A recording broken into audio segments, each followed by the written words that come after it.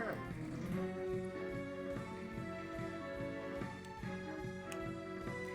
I am back, and this is the conclusion.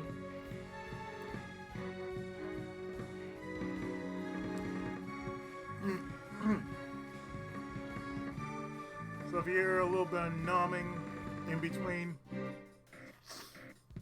I'm making made myself some vegetable soup.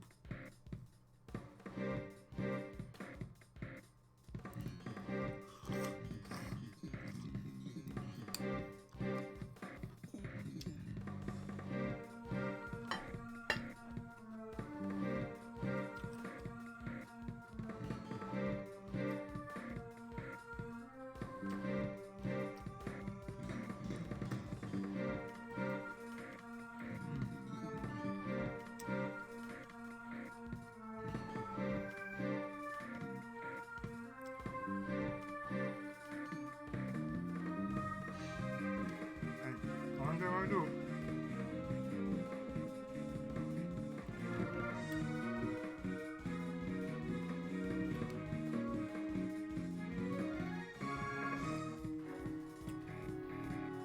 April 2nd, 2:10 p.m. Zodiac Art Gallery, Fountain Patio. Oh, right.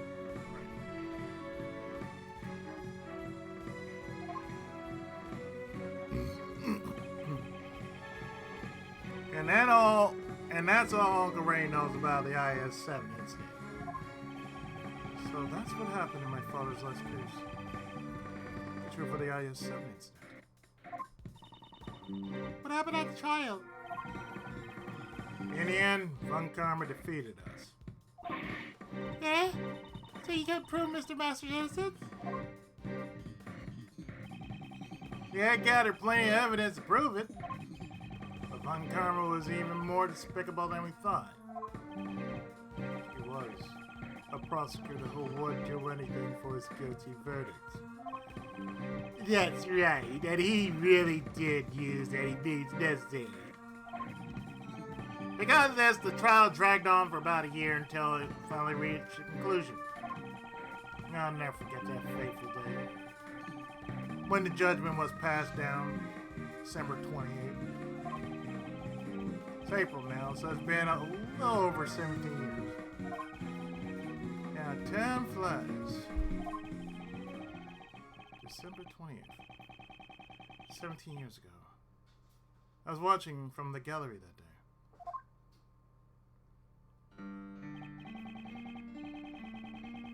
Before the trial, your old man noticed that Mr. Master was acting strangely. He was at the breaking point, both mentally and physically. He wanted to be found guilty. No, Mr. Master didn't fake a confession, did he? Yeah, that's what Von Karma was aiming for from the start. When your old man tried to expose the fact that the body had been found, Von Karma used the power of his police cronies to quash that argument. He even went as far as to prepare a fake autopsy report. Then they made Mr. Master give a false testimony and confess to being an accomplice. When Mr. Master's confession the situation quickly became dire. But your old man had a trump card up his sleeve.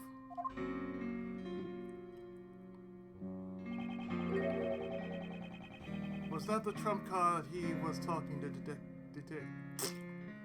Was that the trump card he was talking to Detective Pat about? Yeah, that trump card was to be our insurance in case Mr. Master confessed. He had asked Detective Pat to have Mr. Master's interrogation recorded. Detective Bad wanted to know the truth too, huh? After he was dropped from the investigation, he never stopped caring about the case. Even when he was involved with other large cases, he really was a definition of a true detective. The defense presented the recording, which proved that the confession was forced. Well, it seems the detective in charge of initial investigation and interrogation, Replacer,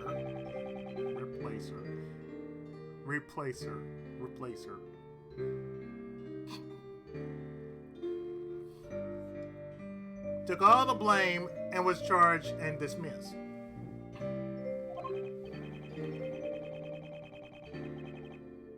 Still, at the trial, your old man's exposed Von Karma's corruption. Von Karma received his first penalty from the then chief prosecutor. The only penalty is 40 years of prosecution. I mean, the only penalty is 40 years of prosecution.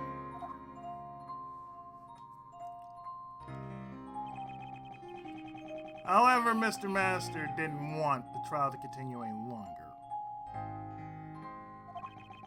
And the curtains closed on the trial that day with a verdict of guilty. My memory of that time is fuzzy, but I was also there, watching my father's final trial. I think his final regrets became my own. Your old man wanted to retrial to prove Master's innocence. But he passed on before he could fulfill his wish. After getting entangled in another case, the DL6 incident.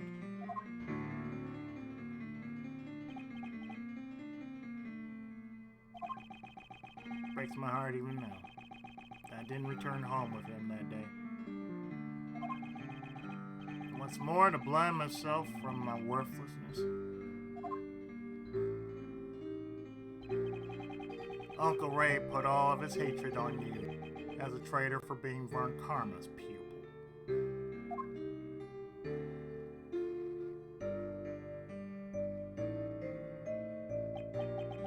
I'm sorry. Don't be. It's natural you would hate me. After I became a prosecutor, I was able to get Von Karma to show me the case file. Mr. Master was found guilty for the murder of Isaac Dover. Yeah, that's not right. Wasn't Mr. Master found guilty of being an accomplice? But this case file says guilty of murder. There shouldn't be anything unresolved in the cases handled by Manfred Von Karma. Wait, can I take a look at that file? Looks like the charges have been rewritten. What? Look at it. Suspect data. Jeffrey Master, creator of the dessert contest. The victim's body was found inside the victim's body was found inside a dessert made by the suspect. This led to his arrest. In jail, he was diagnosed with hypogeusia, and he was treated by medicine. After his own confession, he was convicted as an accomplice to the murder. Charged as accomplice to murder? This is a copy of the original case file I received from the courts. Why would the charge be altered? This file was given to you by Von Karma, right? Maybe he just didn't want you to know the truth since you're Gregory's son. He wanted to avoid another retrial before the statute of limitations ran out after all. So what I had come to believe back then had all been a lie. If you don't know about it, just make sure you know it from now on. The statute of limitation has long expired, but the truth still sleeps right here. After your old man passed away, Uncle Ray took over as Mr. Master's defense attorney. Although Von Karma also had another prosecutor take over the case. Perhaps he thought that since his opponent was a rookie, he didn't even need to turn up. In the end, the real killer was never found. Mr. Master was found guilty. No, is there nothing we could do, even now? Since the killer was never found, he can't withdraw his confession. I found out after trial that Mr. Master made a deal with Von Karma because Von Karma had threatened him. If you don't confess, Catherine Hall will be held under the same charges. That's terrible. I don't think Mr. Master really thought that Kate was the killer, but to protect her, he faked a confession. Miles, on the day that Natalie Boy was killed, why do you think Uncle Ray was at the prison? I see. You went to see Mr. Master, didn't you? I said I'd visit him every day. Couldn't keep that promise, but I asked Katie Pie to look in on him for me when I could. Through rain or snow, she went every single day without fail. But nothing has changed. Mr. Master still serves his punishment. That's so sad. Isn't there anything we could do? That's why I came here. Because I knew those ice sculptures would be on display here today. So, what are you gonna do, Miles? I am a prosecutor. My position is different from you and my father. Miles. But moving past my position, what I want, as Miles Edgeworth, Reiji Mitsurugi, is to know the truth of these cases. It is for that reason that I am here. You really are your father's son. Well then, if that's what you decided, I'll support you all the way. I better leave the IS-7 documents and evidence with you then. Alright, here are the documents. By the way. Yep. I did half the karma, you have to use that again. Okay. And that is great. Told you. I'll put on the charger then. Let me know.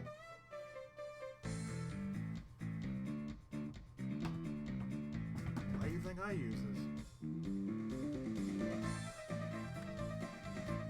By the way, the parts in orange are Uncle Ray's old notes.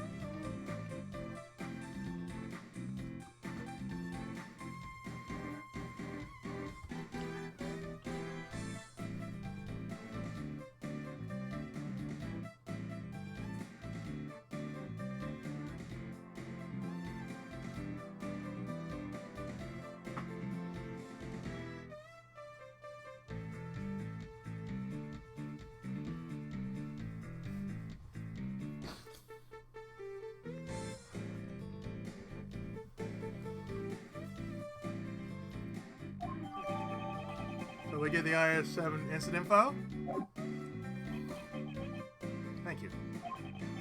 And now here's the IS-7 evidence. There's a lot, so make sure to look it over while you investigate. Received a lot of IS-7 evidence from Ray. Right. I'll check through it later. Anyway, there are so many strange things about this case. Indeed. Those involved in the case 18 years ago have reunited, and another incident occurs.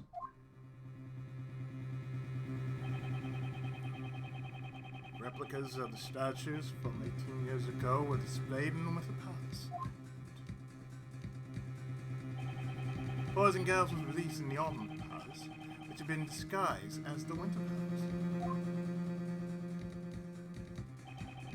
The two chemicals in the Pisces case. Normalium and fatalium were mixed, causing an outbreak of poison gas. The victim of the poison gas was in Gustavia, a person involved in the IS-7 incident. Because he was unconscious, he received treatment in the Zodiac Art Gallery's infirmary.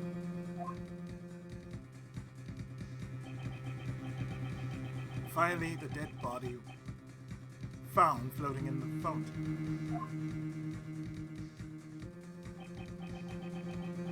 Once again, the ice sculptures have melted.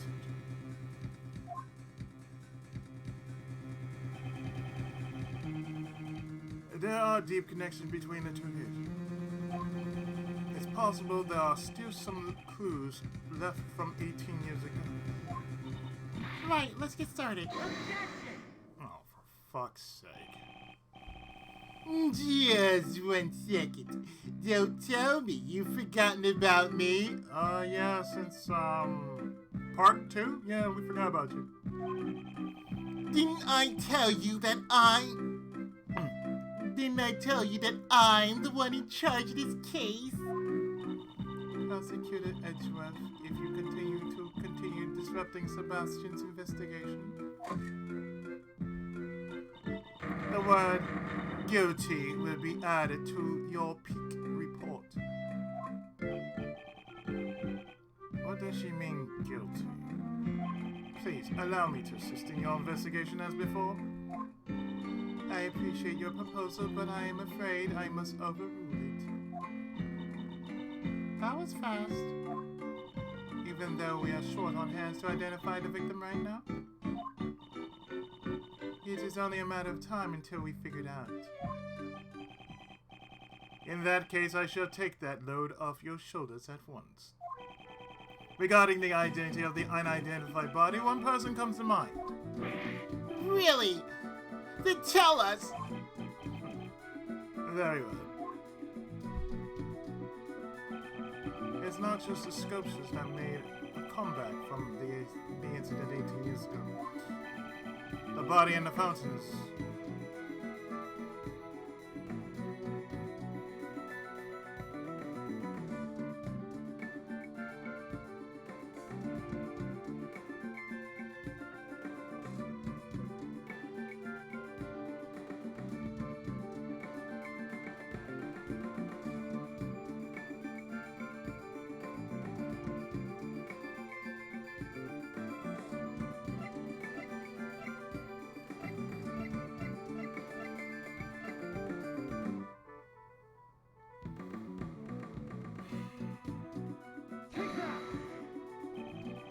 It's likely that the identity of the body is the victim of the murder that occurred here 18 years ago.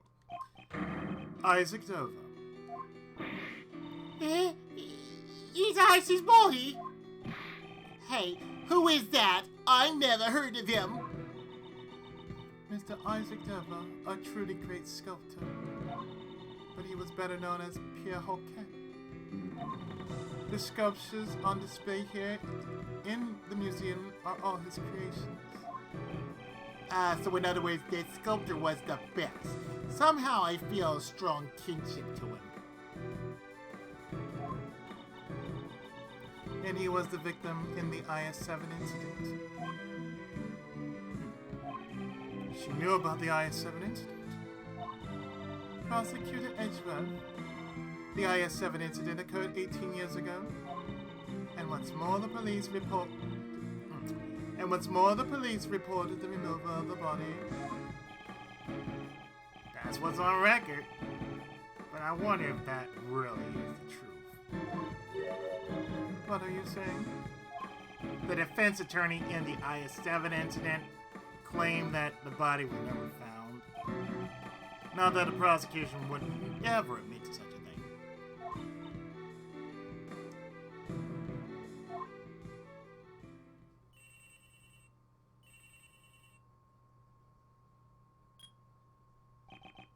Hello? Really? Is something wrong, Sebastian? No, it's just they said that they know who the victim is.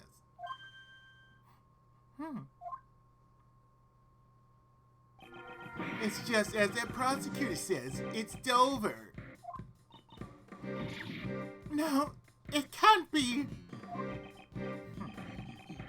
'Twould seem my father's suspicions were correct.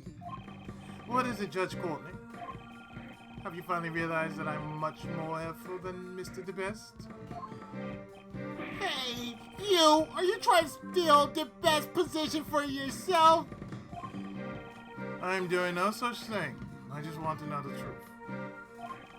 And for that to happen, we need to cooperate, no? The truth is none of your concern. Objection. I don't think that's true, Courtney. You again! Uncle Ray assisted the defense attorney involved in the IS-7 incident. The one who claimed that Mr. Dover's body was never found. The prosecution denied it at the time, but now the body has been discovered here. In other words, IS-7 investigation was unjust. And isn't it the duty of the pick to investigate corrupt prosecutors? Then wouldn't you want to cooperate with those who were involved in the case? Unless you have an ulterior motive. Now that I think about it, Judge Courtney knew about the IS evidence. So it seems she really is here because of the peak. Even if you're related to the incident, I don't see how Prosecutor Edgeworth is. He's the son of the attorney in that case, and a prosecutor taught by Von Carmen himself. And what's more, he was in the audience at the IS-7 trial. I'm sure there are many points he can enlighten us on. Very well. I will allow you to cooperate. However, your investigation must not hinder the other investigators. The Winter Palace is currently being investigated, but the Fountain Patio is open to you. That's my Courtney Pie. Now we're talking. As thanks, I will allow you to have a hug with Uncle Ray. So come here. Hug! Overruled. If I feel your cooperation isn't needed, I will have to ask you to leave. Understood. Isn't that great, Miles? Now we can start investigating. You really helped us there. Uncle Ray did it all for himself.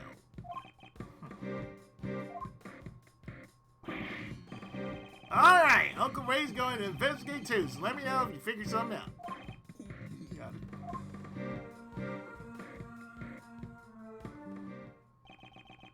Right then. Okay, let's begin the investigation. Okay, let's do this. We still don't know where Mr. Dover's body and the Normalium were hidden. We don't have enough information to go on. You're right. Our first priority is the Normalium. Well, Normaliums were used in washing detergents, paints, and the like.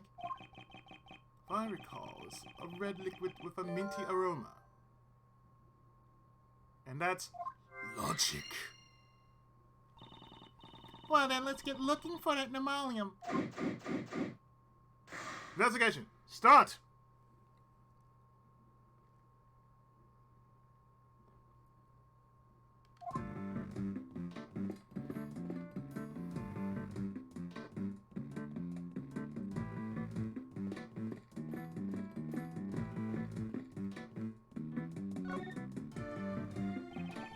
On the service cart, Miss Hall has prepared her tea set.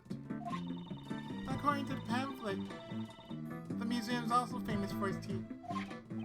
Yes, it certainly had a flavorful rich taste.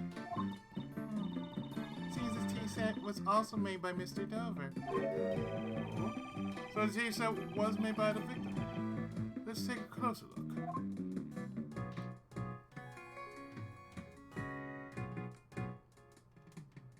The Moon Teapot is a big teller of the tale. So this tea set was made by Elliot Dover. Fancy stuff, huh? Okay, I'd say this tea set is worth $1,000. Please be careful with it. Eh? This tea says such a treasure? Yeah, it's worth thousands of dollars. Please don't look so excited. If I recall correctly, Miss Hall was a huge fan of Mr. Dover.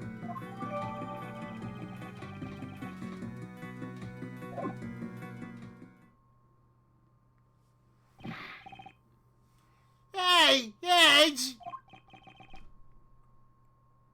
What is it? Be careful with that teapot! Why must I be warned by him of all people? Madame and messieurs, would you care for some tea? Miss Hall? Ah, Katie! No, I'm fine, thanks, Kay and Edge. You guys can have some. Well, since you asked, we might as well take a short break. certainly.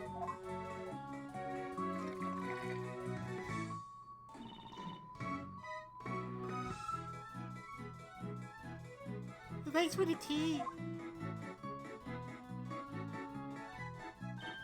Wow, it's so tasty. What kind of tea is this, Mr. Edgeworth? Ceylon tea, known for its citrus aroma. However, Miss Hall, is this the same tea you served us this morning? Yes, that's right. Was it not too like it? No, it's not that. The tea we had this morning had a slightly different aroma. Smells different from the tea we had this morning. Something changed? Logic.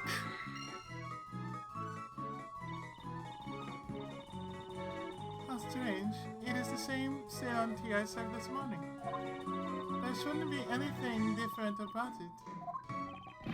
What's wrong with you, Edge? Quit nitpicking about the tea Katie so kindly prepared for you. Larry, what are you getting so upset about? I'm not upset, you're just being a rude jerk. And I told you to call me Larice. Jeez, I'm not going to talk to you anymore. It's like arguing with a child. Larice, I wonder what's wrong. I'd like to ask him that later myself. And I also need to speak with Miss Hall. I don't have any evidence that shows she's the culprit, but I dare say she's the one who set up the poison gas trap.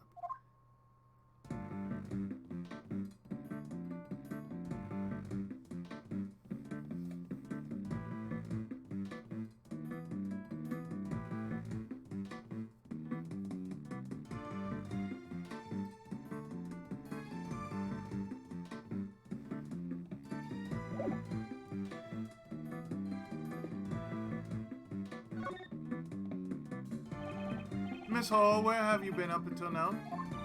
I was showing the remaining guests out and handing out complimentary gifts as an apology. Did you require my services? Yes, there are a few things I want to ask you about. My suspicions are correct. She's the one who set up the poison gas trap.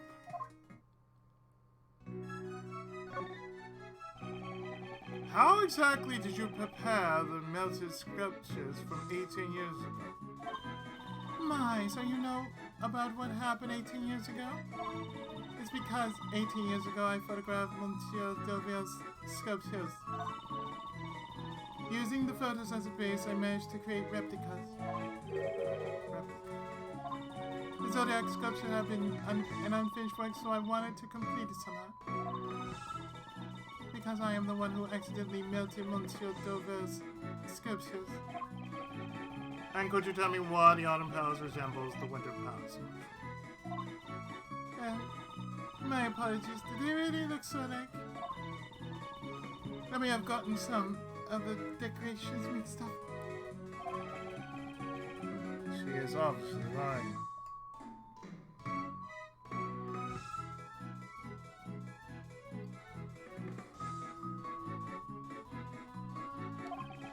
but I haven't gathered enough evidence to prove that yet.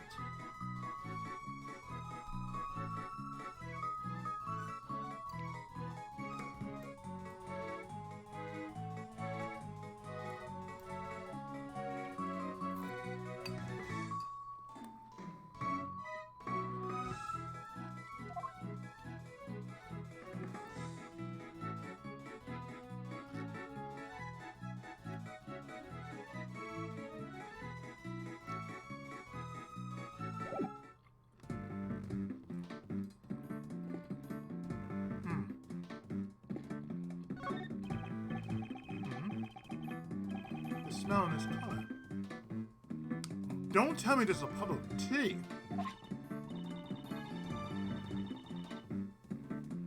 Oh, there's a piece of pottery in the middle of the puddle.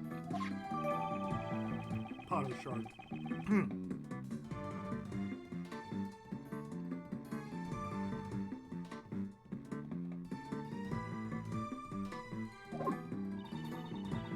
I wonder what broke. I think I recognize the design. I should probably show this to that man and see what he has to say.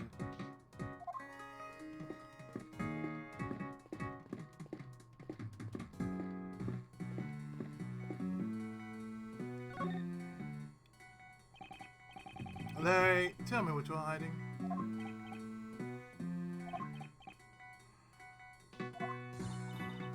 You two, stop glaring at each other like that. I'm not glaring, Kay. I'm using my artistic perspective.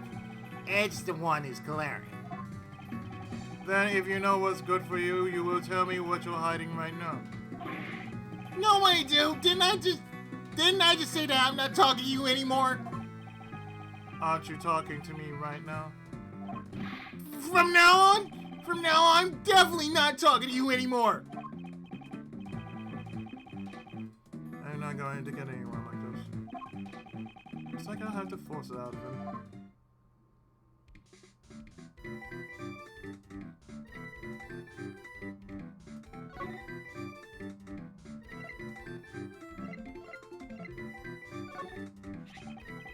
Larry, take a look at this. Ugh. What's that smell? What's that? I've got a feeling that what you're hiding is related to the tea and this pottery shard. Well, if you're not going to talk to me, I can always hand this shard over to Judge Courtney. Wait, I'm trying to keep a clean image for Justy. I don't want her to see how I'm turning myself. I can't imagine what part of you can be considered clean, but if you don't want her to declare you guilty, I suggest you speak truthfully now.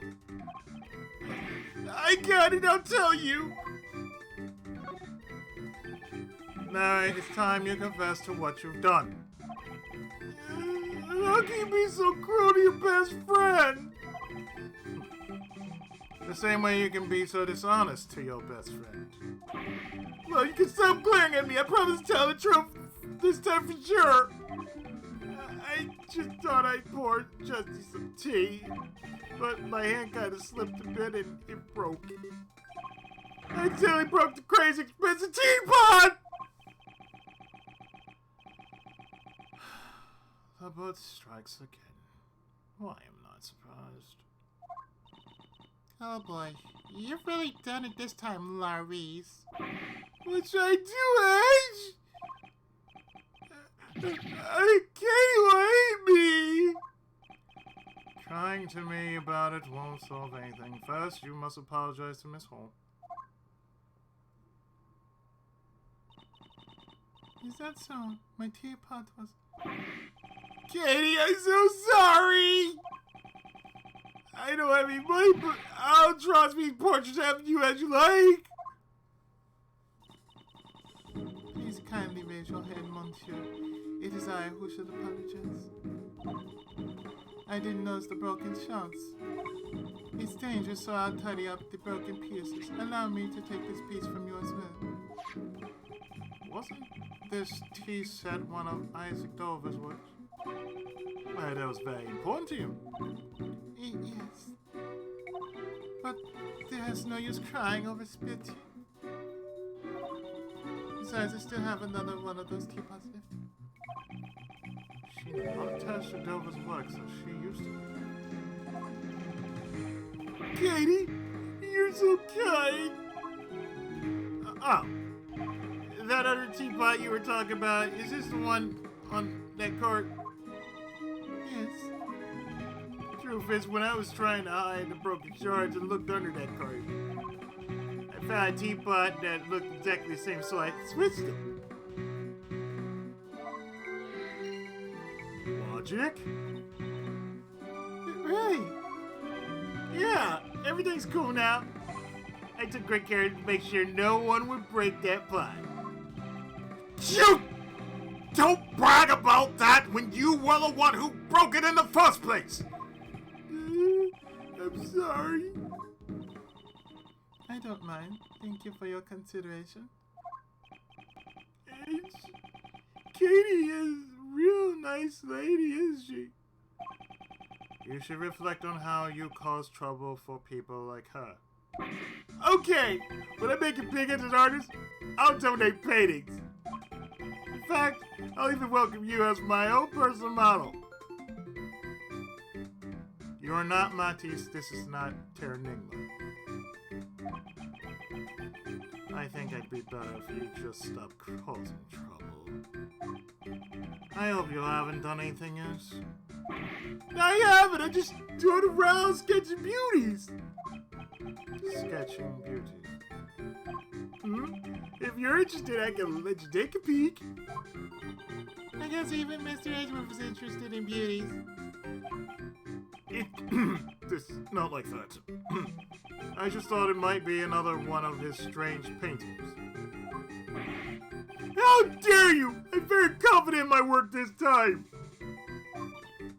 Ooh, I want to see too.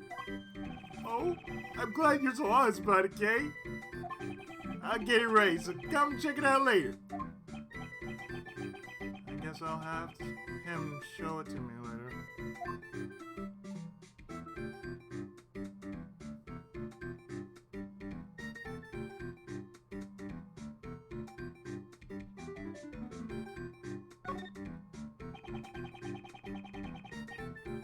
About that sketch you mentioned just now. What? If you want to see my art, you should have been honest about it from the start. Look, here it is. What is this? I already told you it's a sketch of beauties.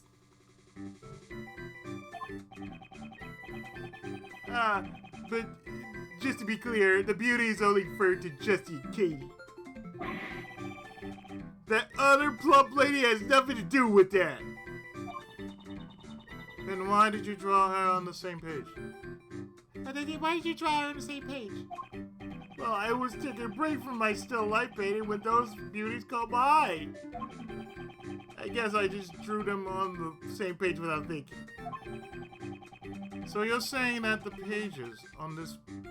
So you're saying that the pictures on this page were each drawn separately? Huh? Oh yeah, I may have drawn them at different times.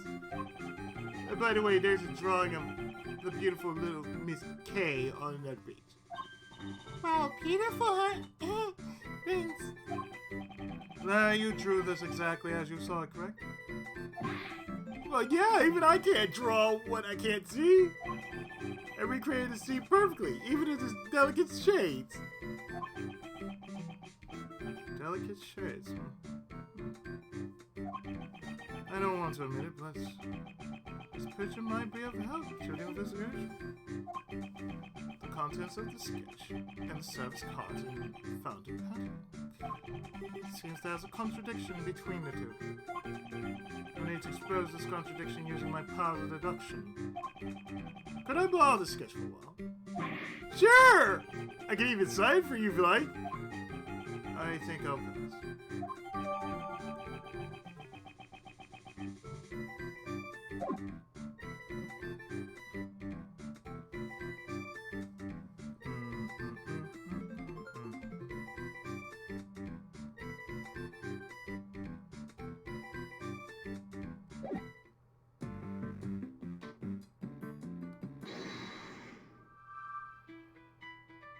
So, what have we learned so far? There's minty aroma, a different tea aroma, and there were pots switched. So,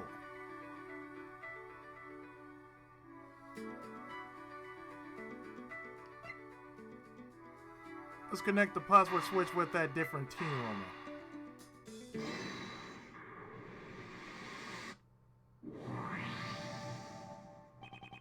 Maybe the reason why the Ceylon tea smelled different was because Maybe the reason why the Ceylon tea smelled different was because the pots have been switched. Hmm? Really? The taste of the tea itself did not actually change after all. Let's go ask Miss Hall about it in more detail. And Miss Hall, was the reason why the Ceylon tea smelled different because the pots were switched? Yes, that's certainly possible. Had a French minty aroma, not unlike that of uva tea. Ah, I remember now. I prepared some mint tea yesterday. I'm sure that the aroma just happened to remain in the teapot. A pot with a different aroma. Logic. That's really all there is to it. Well, let's combine those two.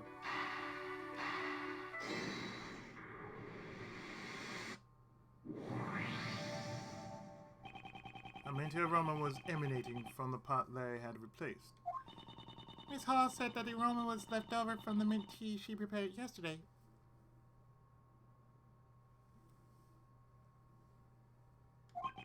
Indeed, she seemed less surprised to find out that Larry broke the teapot, and more surprised by the fact that the pots had been switched. That's right. Normally it would have been reversed. A broken teapot is much more shocking. She's probably trying to hide this teapot. Hide the teapot? One of the characteristics of Nomalium is a minty aroma. There's a possibility that she was hiding Nomalium inside this teapot. What? Inside the pot? It's only a possibility for now, but it's one worth investigating. And Mr. DeBest, I assume you haven't found the Mr. DeBest, I assume you haven't found the Nomalium yet. Huh? Oh! You're an idiot.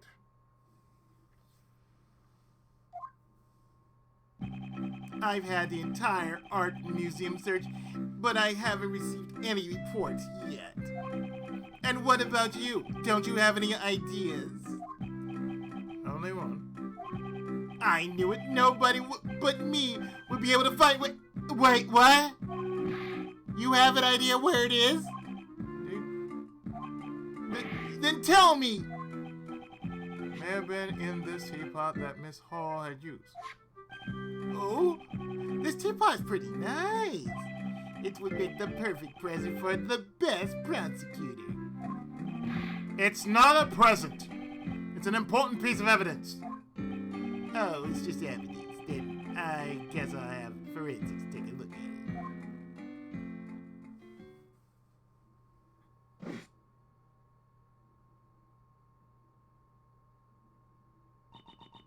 Monsieur Edgeworth, is there something wrong with the teapot I used?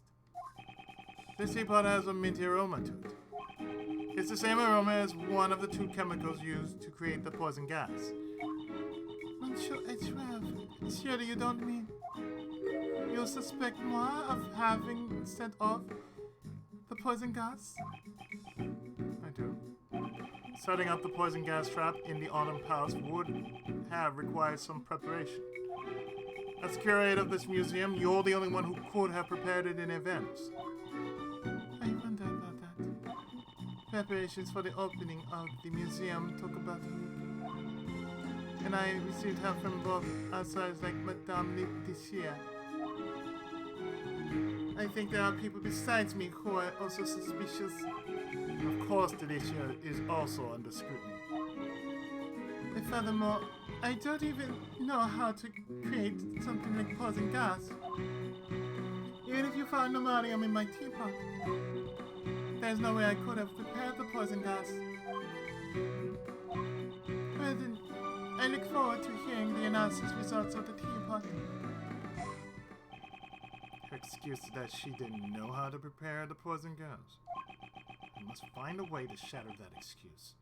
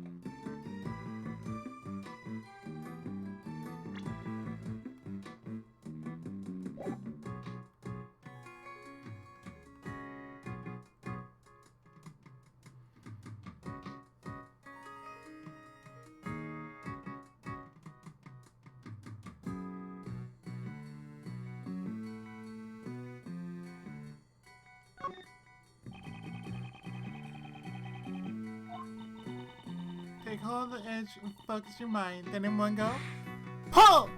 Okay, I hope you're not planning to do anything bad. No, don't worry. Even if they fail, the tablecloth would just be dyed a nice black a la tea. The tablecloth looks better white. Please refrain from changing it. I wonder about that. It might look better in another color, like pink or blue, or tea.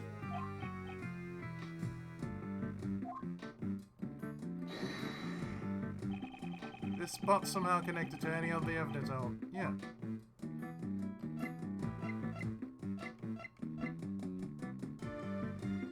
This.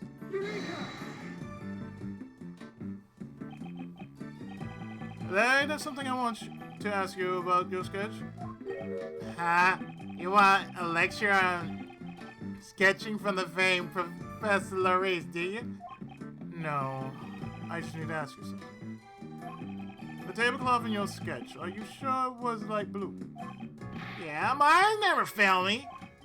But the one on the service card here is white, isn't it? Dude, you're always so busy thinking with just your head that you miss the obvious. What's with that look on your face? When I drew that painting, I was using a cart with the tea set on it, remember? Because I was tidying up the broken pottery shards. That's not something to be proud of. Anyway, then Katie came out of the Winter Palace. Had to hurry and hide the broken teapot so that she wouldn't notice it.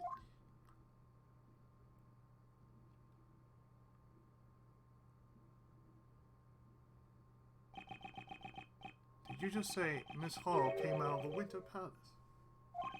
That's right, but this time she was pushing another service cart. And the tablecloth was light blue, just how I drew it. What'd she do with that service cart? Beats me. She went into the summer palace with it, so I don't know. When she came out, she was pushing the lift trolley. Lift trolley. I called out to her. She was so surprised that she just left it there. She's so cute when she's shy. Second service cart. And lift trolley. Maybe there were 2 tea sets along with 2 service carts. We'll have to verify it with Miss Hall.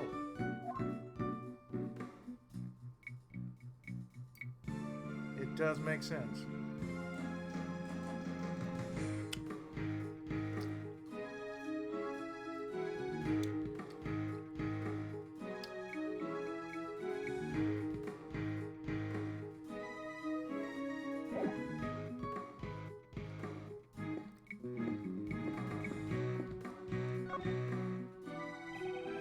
It appears the body has already been recovered by the police.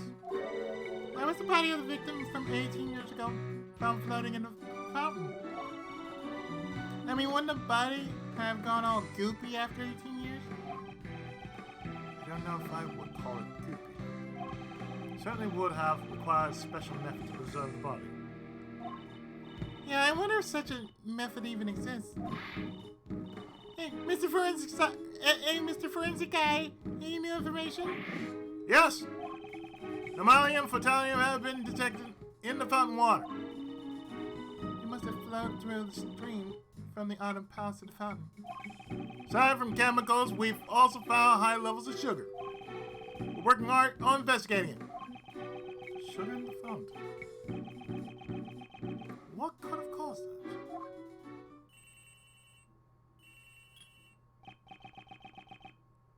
Edgeworth? It's Gumshoe, sir! Did something happen? Actually, right now all the investigators but me have left the Wonder Palace. So I can finally tell you what we found. It's not good for a detective to be leaking out information about the investigation, but his resourcefulness have saved me many times these past few days. All the sculptures in the Wonder Palace have melted.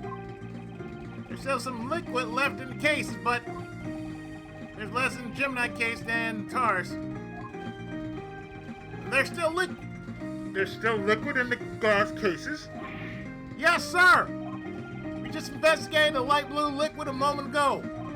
We only detected sugar in the TARS case, but for some reason in the Gemini case we detected 3 different substances. 3 substances. They consisted of sugar, salt, and blood. Blood? Blood and soap were detected in the Gemini case. I wonder whose blood it could have been. I've asked forensics to look into it, sir. Right, I'll leave it to you, detective. That reminds me, forensics investigating the fountain patio contacted me. Seems sugar found in the fountain matches that found in the light blue liquid. Oh, sounds like valuable information.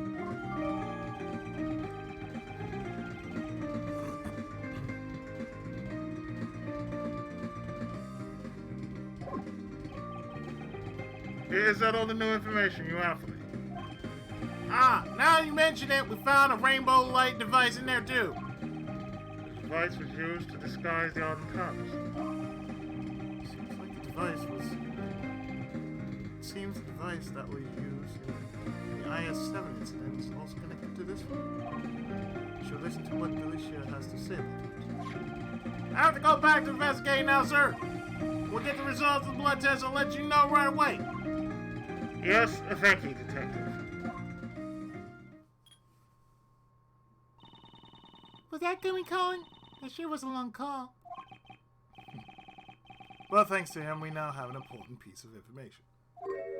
In order to break Miss Hall's alibi, I'll need to talk to everyone involved in the IS-7 incident.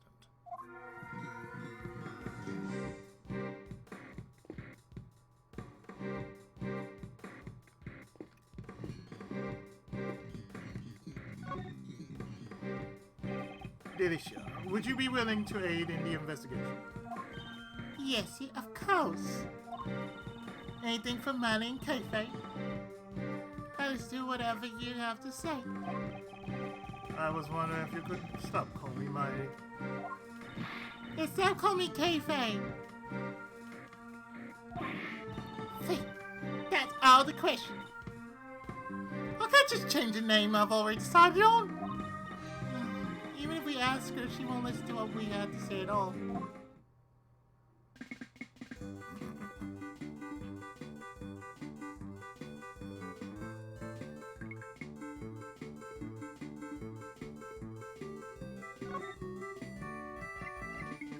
You know what, let's just knock this out of the way. Let's present this to her.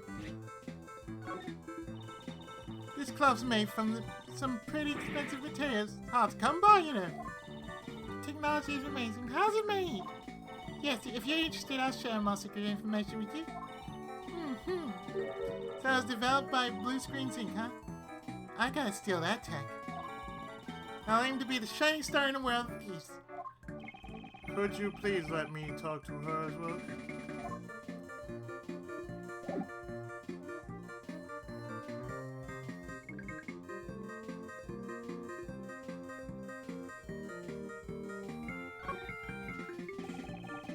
Do you know anything about the decorations that are used in this museum? Specifically the fluorescent cloths and a special device called the rainbow light device? Yes, of course I do. Because they're presents that I gave to Katie. That's an apology for breaking the rules 18 years ago.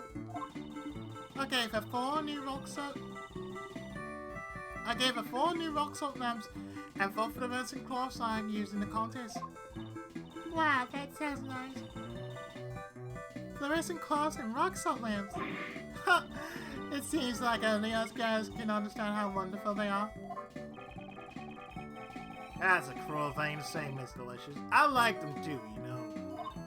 See, that was way back when Ray Ray was still a cute little boy. But back when Mr. Shields was a cute little boy? I can't even imagine it. Are they the same decorations you saw 18 years ago? Probably. Rock salt lamp, cloth, and a rainbow light device? They all seem the same. Both fluorescent cloths were used in the Almond House. But I have the feeling I saw one more of the same cloth. It's true!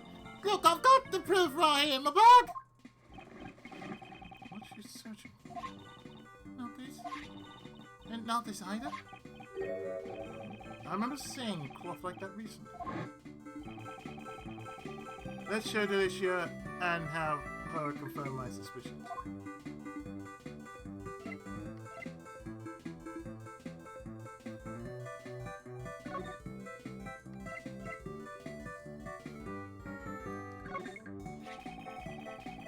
Wasn't there a dirty rag in your bag that looked similar to this? Hey, I'm not going to give any information to someone who calls it a dirty rag. Then would it be better if I called it a washcloth? Hey, wrong again! It's fluorescent cloth. Oopsie, that was supposed to be a secret. Please, tell me all you know about this fluorescent cloth.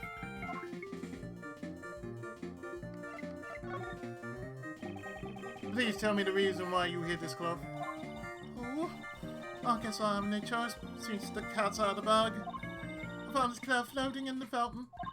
And right after that, I was called to the Alton Palace. So that's the moment there I captured his so-called sketch of beauties. At first I thought one of the fluorescent cloths I'd given Katie had washed away. But didn't you give 4 fluorescent cloths as a present to this museum? There were 4 fluorescent cloths covering the sculptures in the Alton Palace, right? So that's what I realized. This was a cloth that went missing 18 years ago. The poison gas broke out because someone had stolen my Megatoxin X. So I thought the cloth had also been used for the crime. I was afraid I'd be suspected, so I didn't say anything about anyone. I see. But I should feel a lot better about talking about it. Stress isn't good for your figure after all. 18 years ago, the cloth that was wrapped around the body went missing. Who would have thought it would turn up in the fountain along with the body?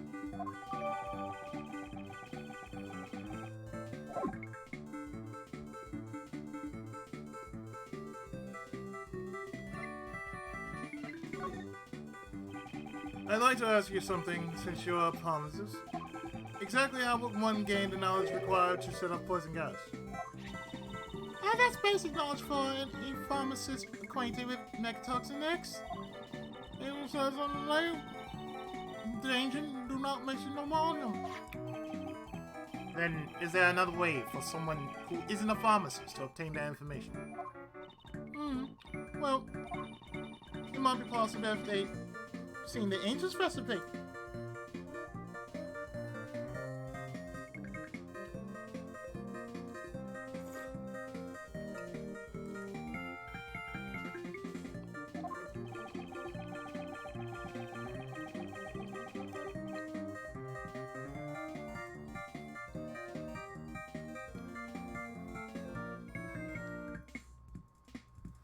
The recipe book that was the grand prize of the contest 18 years ago. since it already contains the recipe to prepare Megatoxin X. Logic. Does this mean that you've also seen the contents of the Angel's recipe? Yes, that's a given, of course. The pharmaceutical company I work for, the Master Group, is the company that makes the Cold Killer X medicine. Cold Killer X. Cold medicine that promises to kill colds good. After Jeffy got declared guilty, the company took back the recipe book. However, only a small group of elite pharmacists have been allowed to see it though. So this woman is also a part of that small group of elite pharmacists.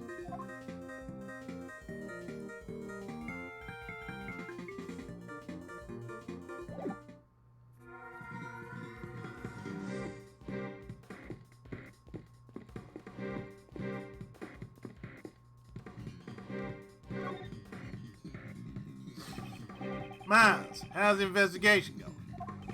Well, little by little, I'm beginning to see the entire truth behind this case. Oh, that's good to hear. Uncle Ray had better not fall behind either. About the two cases. This case seems to have a lot in common with the case 18 years ago. I agree. Melted ice in winter palace and the body of the victim from 18 years ago. I wonder why nobody else ever noticed the body was missing after all this time. The only family Mr. Dover had was a young son. His son and Mr. Gustavia's son, who attended the same elementary school. After the case, they both went missing. What? Have they either been found yet?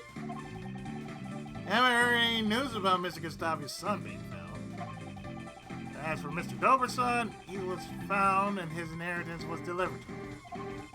And because of that, Mr. Dover had never had a proper funeral.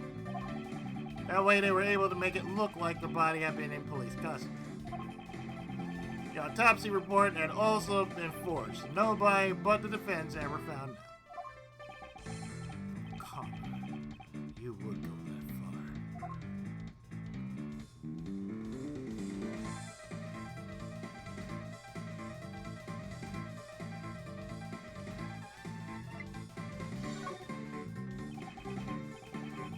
Mr. Shields, could you tell me what kind of person Miss Hall is?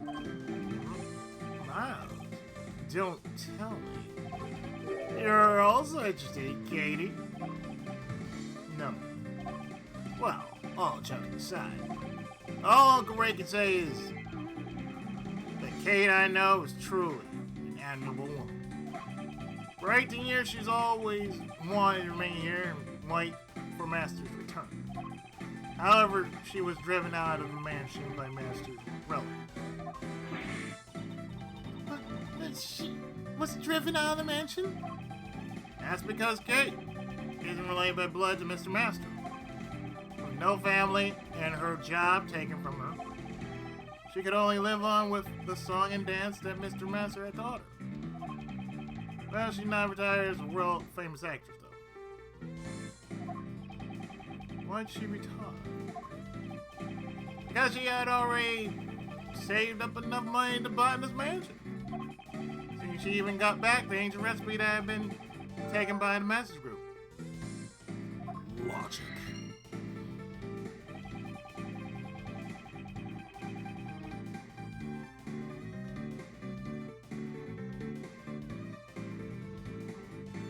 This mansion where she lived with Mr. Master had been everything to her.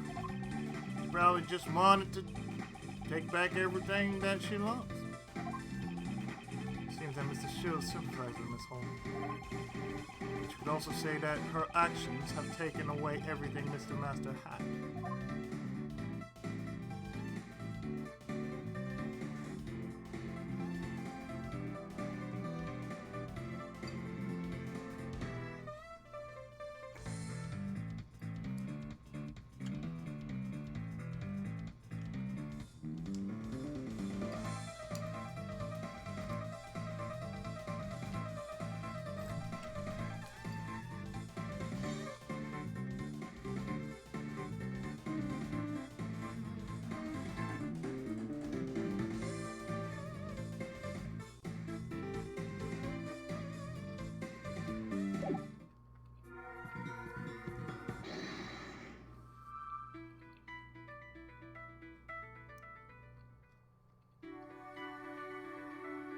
So let's combine these two. What Kate did and what was contained in the book.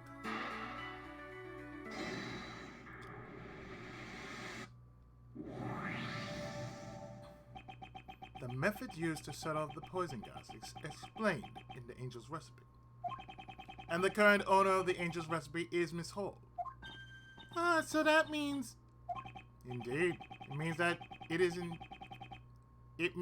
it is possible she knew how to set off the poison gas.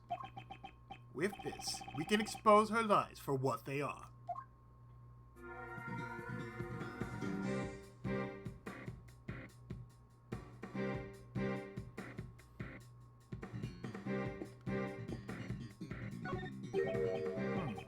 This lift trolley has just been lifted.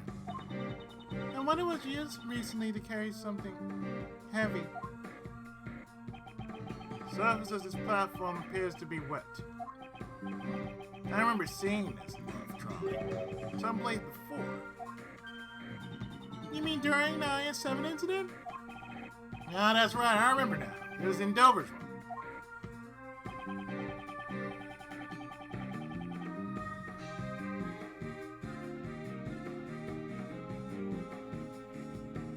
If I remember correctly, it was used to transport the ice sculptures. The lift trolley has a feature that allows you to adjust the height and angle of the platform. Just one of those. A single person can move the sculptures all by themselves.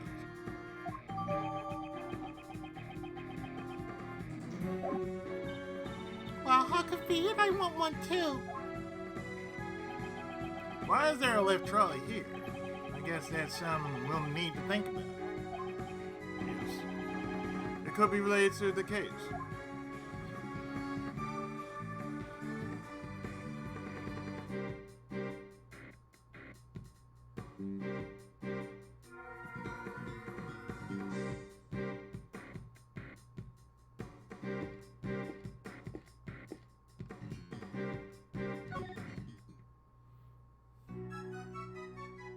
About those service cards. Is it true you keep 2 service cards on the premises? Yes, is there something wrong? Earlier, I was looking at one of the sketches from that so-called artist and noticed he had drawn the card tablecloth light blue.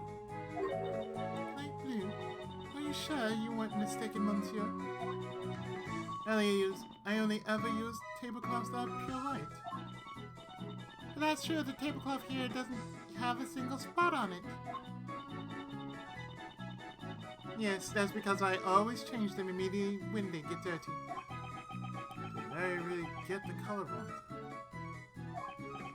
What were you doing when the sketch was drawn? At that time, I was just doing my job as usual. Then could you tell me exactly what that work entails?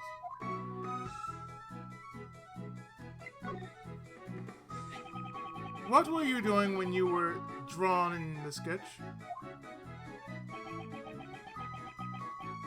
From the looks of the drawing, it doesn't seem like you were transporting the tea set. This was when I was delivering chocolates to all the people in the investigation. Oh, how nice. Chocolates! I wish I could have got some. There are still a few left, so please eat them. I made them myself, though it's possible they might not suit your taste. Woohoo! Thank you so much! Thank you. Perhaps it's because she had them in her pocket, but it's like they've melted a bit.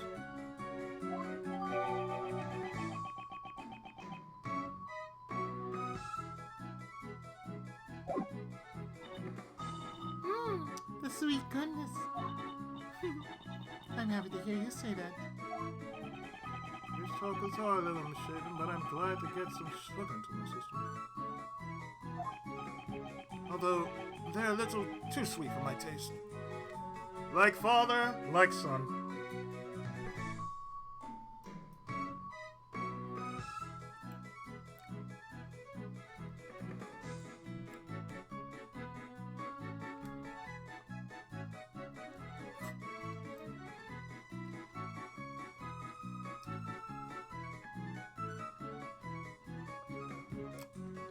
stir-fried, cooked with beef broth,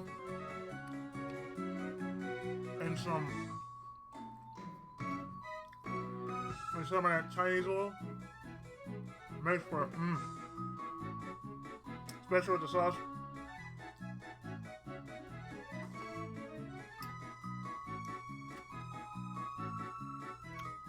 Makes for a nice syrupy soup. But it's not too syrupy.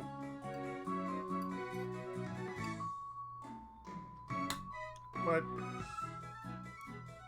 if I had some meat, like some chicken or some sausage,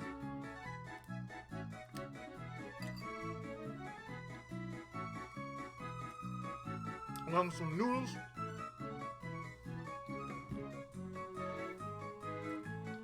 I might get some noodles tomorrow, some chicken, and try that again.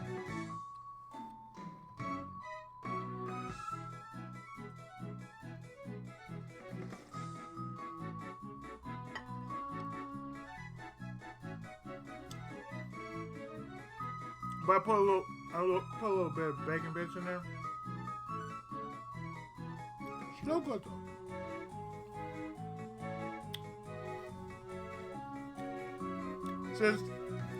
Since these parts are going up, sometime this week on YouTube, I am going to share that recipe.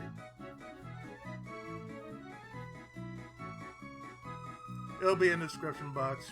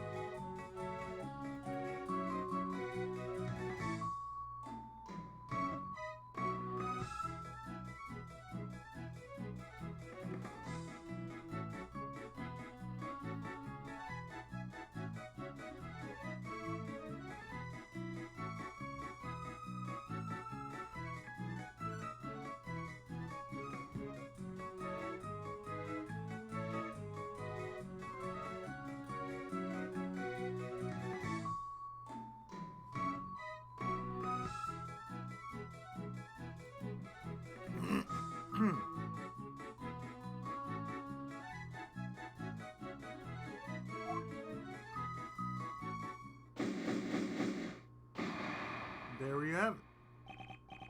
Now all that's left is to wait for the result of the teapot.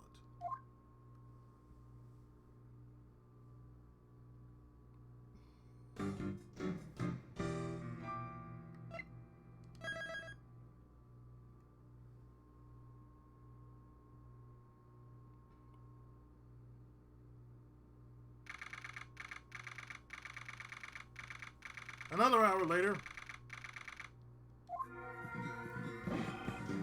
I have a report. We detected traces of pneumonia from the teapot. You can't be serious. It's just like Mr. Edgeworth said. Damn it! Did Mr. Edgeworth take the title of the best from me again? Mr. the Best, it seems like you have an obsession about being the best. But when you're on a case, winning and losing is of no importance. What are you saying? Obviously, it's best to be the best at everything. Sir, I take that name very seriously. Because you know what the best of the best means in Japanese? Tenkaichi.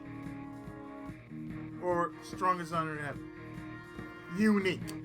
Best of the best. That means not what you're doing, which is the worst of the worst. You can be a simp of the Sims, it doesn't matter to me. I don't really fucking care. If you can't understand that, then you have no business being a prostitute. But I... Please stop harassing Sebastian. That's not harassment, that's gospel truth. You don't know what you're doing, get out. Get out! Seriously. Get out of profession if you don't know what you're doing.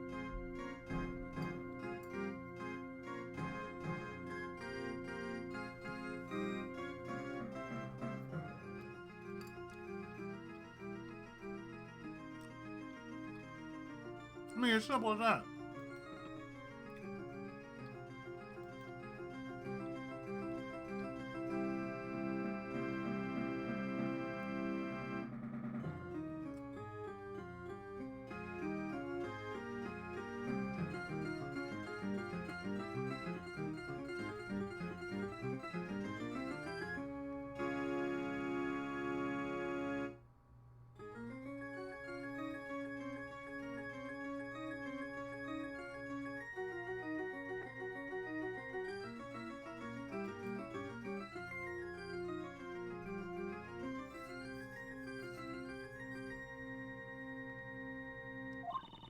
Sebastian, a person of your caliber has no need to listen to such things.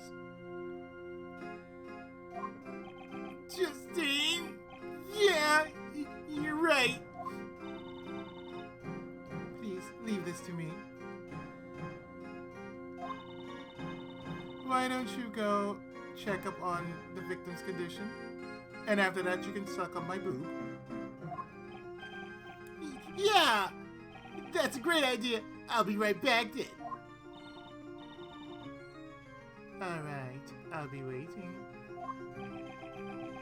Judge Courtney is much troublesome than Mr. DeBruce. Well then... Miss Curator, can you tell us why Normalium was discovered in the teapot? I was not aware that it was contained such... I was not aware that it contained such a chemical. I suppose it may have been an ingredient from the detergent I had used. So you're saying that you did not put it in deliberately? No, of course not. There's no way for me to have known about how to poison... There's no way for me to have known how to create the poison gas.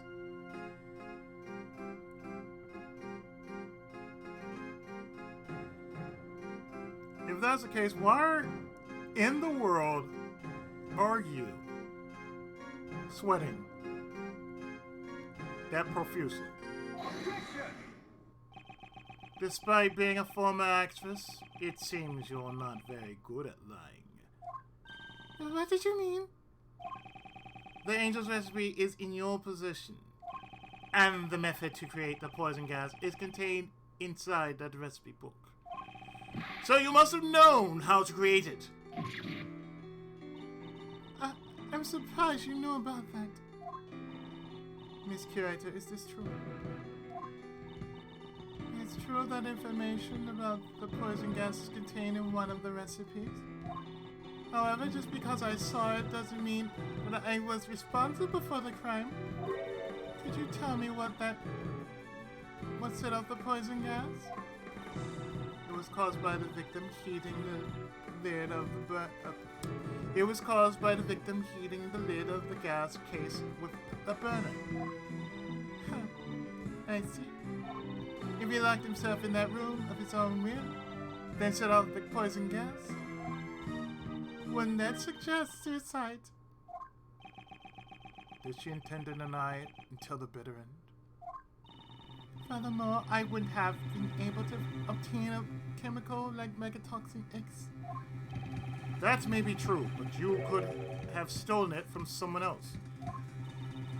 That reminds me, I met up with Katie a week ago, and that night when I realized that my megatoxin X was gone.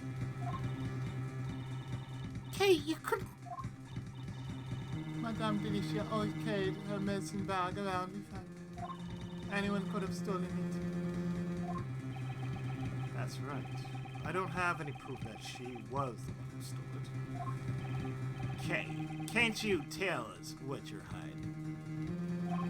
I know you're not the kind of person who would hurt someone without reason. Monsieur Shits, you'll doubt me as well? Setting a trap on one of the gallery's exhibits and then disguising the rooms? I just think it would have been impossible for anyone but the curator. That's not true. There are no guards or security cameras at this gallery. If any intentioned person wanted to sneak into the gallery, it would have been an easy task for them. Oh, like you? Is it like an all you can steal buffet in here? You have to be careful. You never know when a great thief could appear. Doesn't sound like a joke when cases. Actually, Monsieur Gustavia apparently appeared. Actually, Monsieur Gustavia apparently entered the gallery before it opened. Well, I'm beat. Looks like Uncle Ray can't do anything to break down Kate's iron guard. This might be a good time to use that technique your old man taught me. The technique my father taught you. This case deeply connected to the one from 18 years ago. If we just pursue the present case, it may seem like there is a lot we don't understand. But if we try turning things around, there might be an end in the case from the past. Thinking the other way around. My father did that too.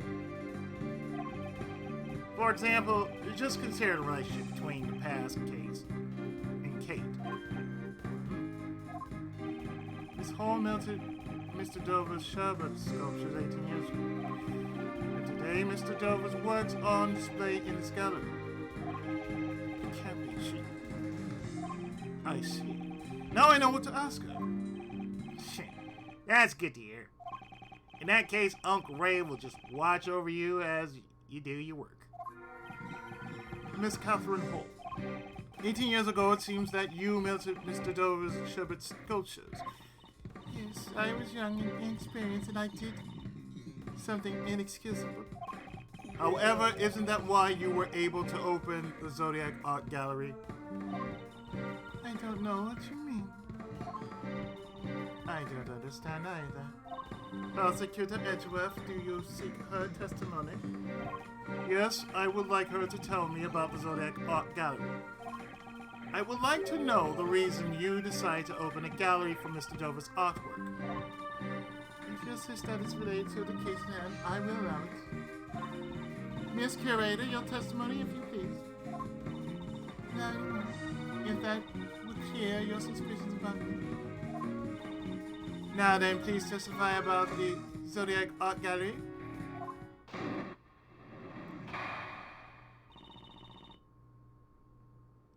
Even though she totally looks sus.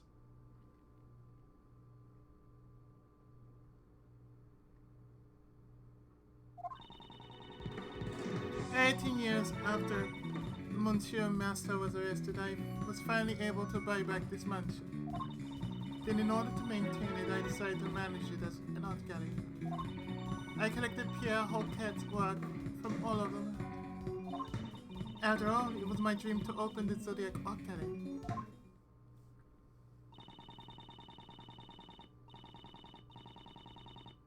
It It's wonderful that your dream has come true. What do you think, Prosecutor Edgeworth? I don't believe there was anything strange about her testimony. Judge Courtney, I believe in the courtroom. It is standard to cross-examine the witness. Wouldn't you agree it's a little too early to say that there are no contradictions? You speak like a defense attorney. Very well. Proceed as you please. Rebut all.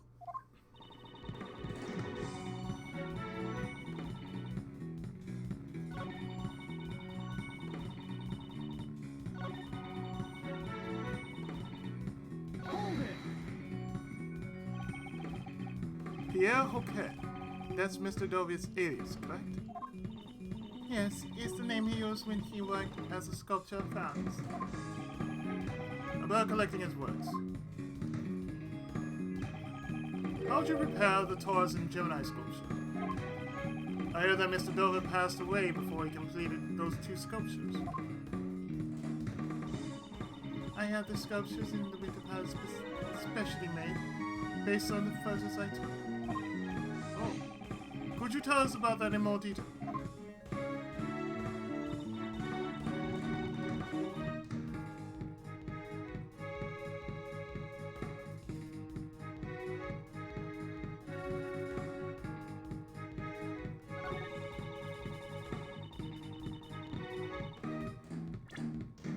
Really now, you prepared these replicas.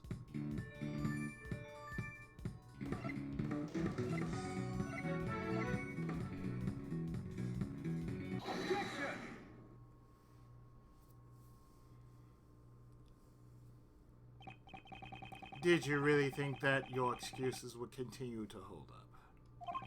No matter how much you lie, you can't deny the composition of the sculptures. From the analysis results, it's quite clear that the sculptures in the Winter Palace are the sherbet sculptures Mr. Dover created.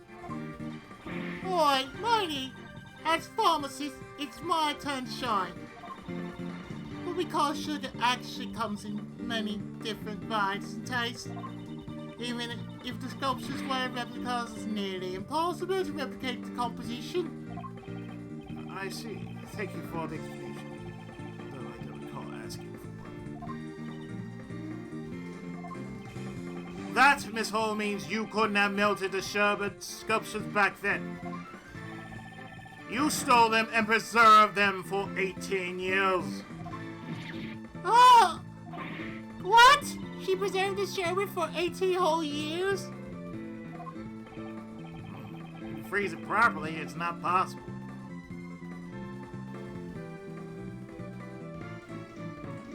If you freeze it properly, it's not impossible. Silence, please. Miss Curator, what do you have to say? I can't believe you've already uncovered so much. So you're admitting that you stole the sherbet sculptures? No, I cannot admit to such a thing. There isn't any proof that I stole them after all. Also, I couldn't have stolen the sculptures 18 years ago. I don't think they would have been easy to steal without the police noticing. That's right. I don't know what you did 18 years ago. As such, how can I judge how difficult it would have been to steal them? It looks like you won't give up so easily. I don't intend on giving up until I learn the truth. I understand. Then I shall tell you what I did 18 years ago.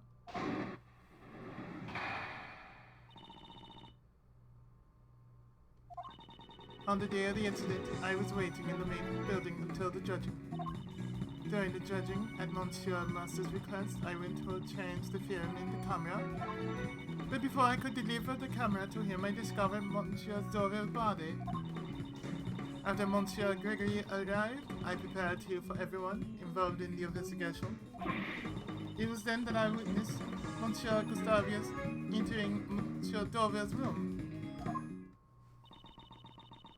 And that was everything I had done on that day. Of course.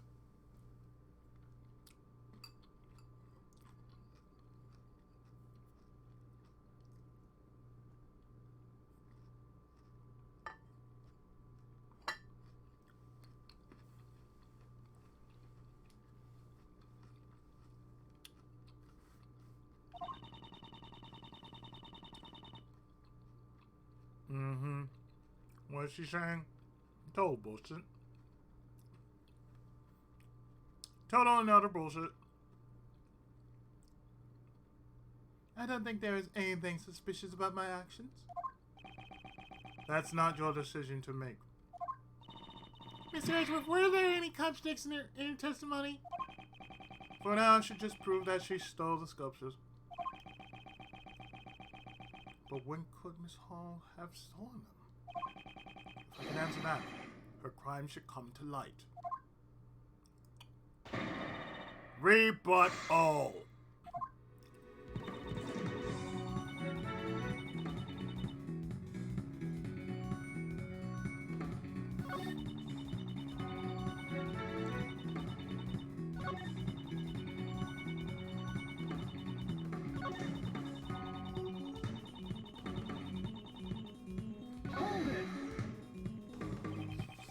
Did you do so in the same manner as today? Yes, I poured tea for everyone working on the investigation. Now that you mention it, Uncle Ray also got some tea from you that day. Kate was pushing her service cart back and forth from the patio to the main building. I see. Did anything seem strange to you then? Well, I remember your old man singing praise of his tea. And he also said something about how the saucer was chilled. The saucer was chilled.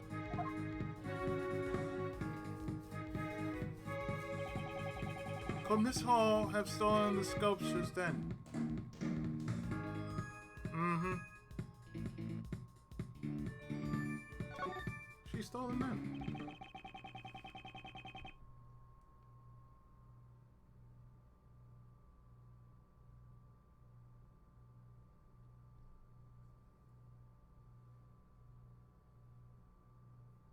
I mean, come on now.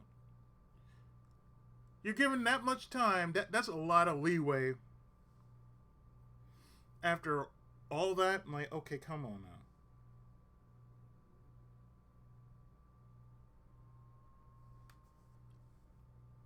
Come on now. Let's be real. This was when you stole the Sherbet sculptures. I'm sorry, but Monsieur Shields and company were at the fountain patio the entire time. Are you saying that I stole them in broad daylight? That's precisely what I'm saying. This is where she hid the sculptures, to steal them right under their noses.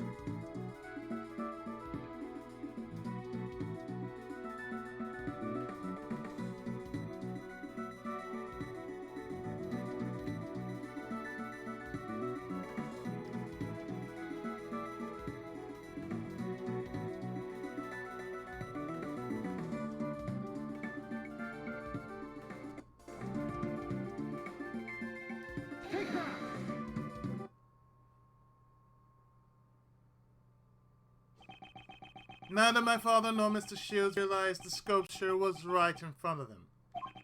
What you were pushing around was no ordinary service cart. It was the sculpture itself. Ah! But surely that would still be impossible. If she placed the sculptures on the service cart, people would notice immediately. I never said she used the service cart to move the sculptures. What? What do you mean? Then what she used to move the sculptures around? This is what Mr. Hall used to transport the sculptures.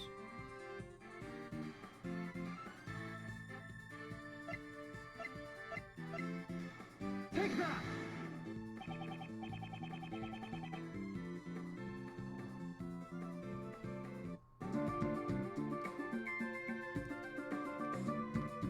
Take that!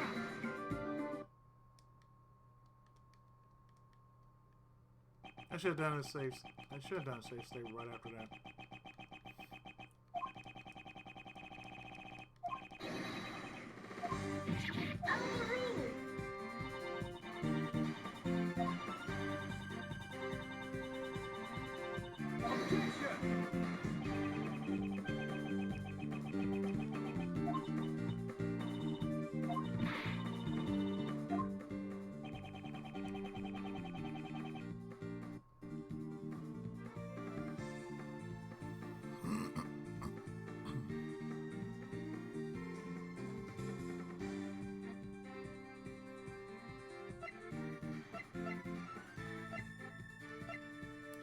She used this. And this is the lift trolley Mr. Dover used 18 years ago to remove his Herbert sculptures. Seems the same lift trolley lies here in the fountain patio.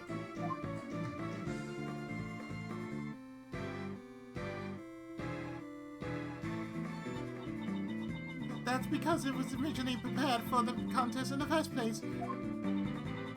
Are you saying she used the lift trolley to move the sculptures? Yes. If the sculpture were placed on this lift trolley, then covered with a tablecloth, it could be disguised as a service car and moved without arousing suspicion. How could that be? So the sauce were chill because they were sitting on the ice sculptures. Kate, what's the meaning of this? What were you thinking?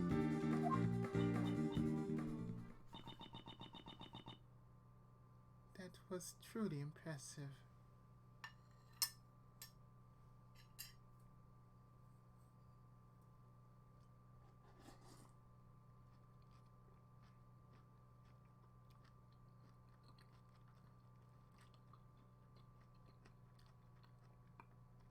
Same thing with what I made for myself.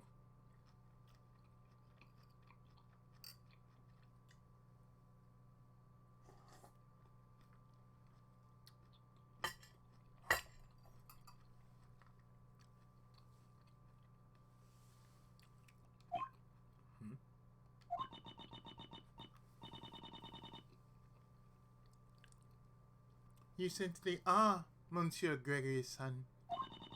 After 18 years, it's hard to imagine any proof that I stole the sculptures remained.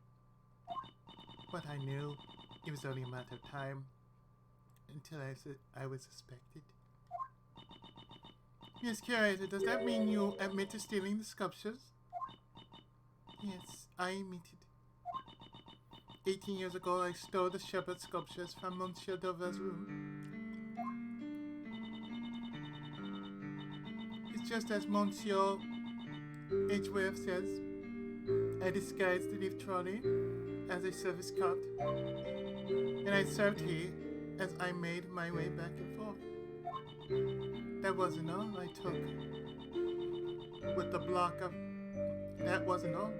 I also took the ice block with all the star clusters on it. Ice block with star clusters on it. This seems familiar.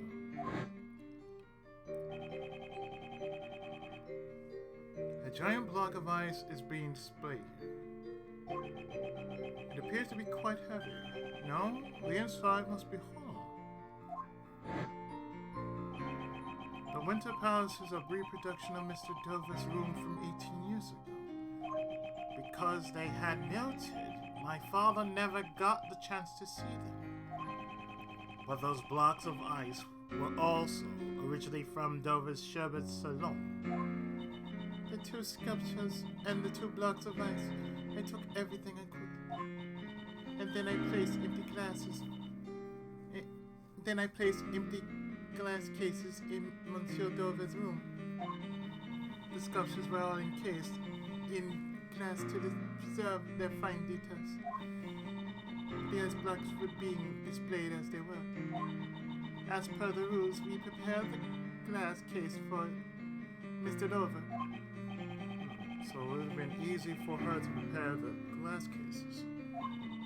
In Monsieur Dover's room, there were some sculptures that were still unfinished. I thought if I melted them, it would look like the ones I'd stole had melted too. So everything you see in the Winter Palace are all original works from 18 years ago. Miss Hall, it didn't take much to get her to confess. And she must know. She knows it isn't enough to try her in court. That is all I have to say. But even though I admit to stealing the sculptures, you can't arrest me for it. What? What do you mean by that? Heavens! You're assisting an investigation without knowing this much? Perhaps you should read this book concerning the Statute of Limitations. Statute of Limitations for Dummies. Statute of Limitations?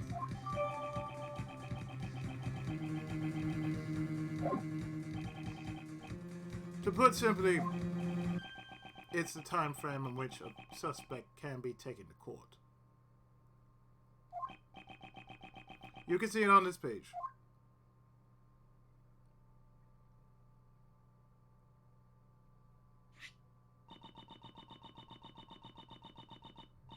The statute of limitations for murder is 15 years, and for theft is 7 years.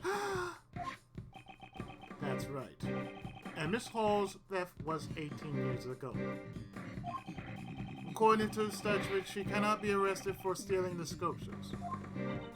So that's how it is. Stealing evidence from a crime scene is an unforgivable offense. However, for this crime, at least, we have no right to pass judgment. It appears that Prosecutor Edgeworth's tepid reasoning has been all for naught.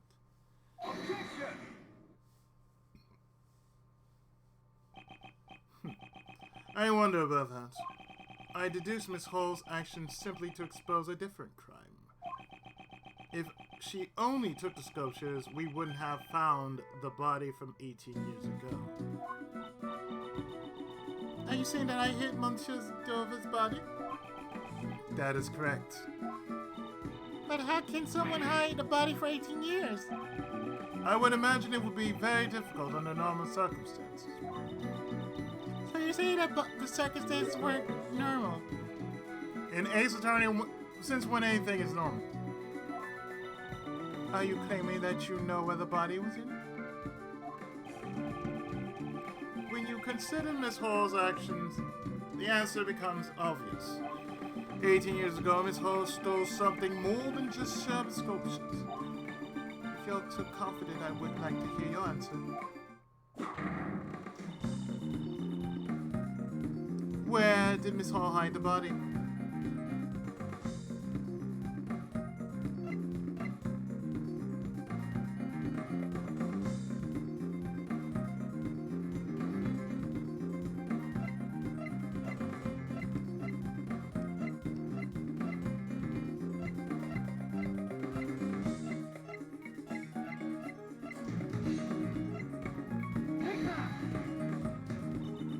This is the photograph of Mr. Dover's sculptures.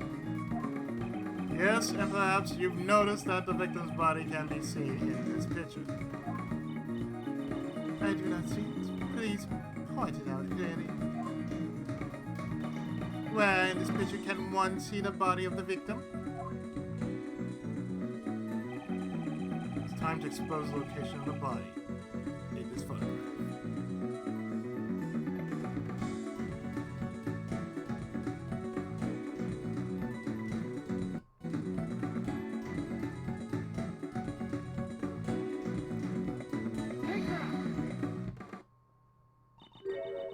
Gemini sculpture. Yes. Well, it may look like the Gemini sculpture at first glance. In reality, this is none other than Isaac Dover himself. This ice sculpture was the victim's body, but all I can see from this picture is an ice sculpture statue. That's because a certain piece of evidence was used to conceal it. Conceal it? Which piece of evidence did Miss Hall use to conceal the body? The cloth. This is the cloth that was covering the sculptures in the Autumn House. This cloth manipulates light. With it, it's entirely possible to make something look like ice. Isn't that right, Delicia? Yes, see? Pretty close, right? It's like a raging inferno. And when it goes through, you can almost feel the granite core ice. That cloth will only emit light when it's attached to a special device? Judge Courtney, look closely at the picture one more time. Beneath the Gemini case lies a box-shaped object attached to the pedestal. This is... A rainbow light device. Detective Gumshoe reported one in the Winter Palace. This is a device that went missing 18 years ago. Originally, it would have been attached to the cloth inside the glass case. Naturally, Miss Hall took the device with her when she moved the sculptures. By using the rainbow light device to make the fluorescent cloth glow, Mr. Dover's body was made to look like an ice sculpture. That's ridiculous.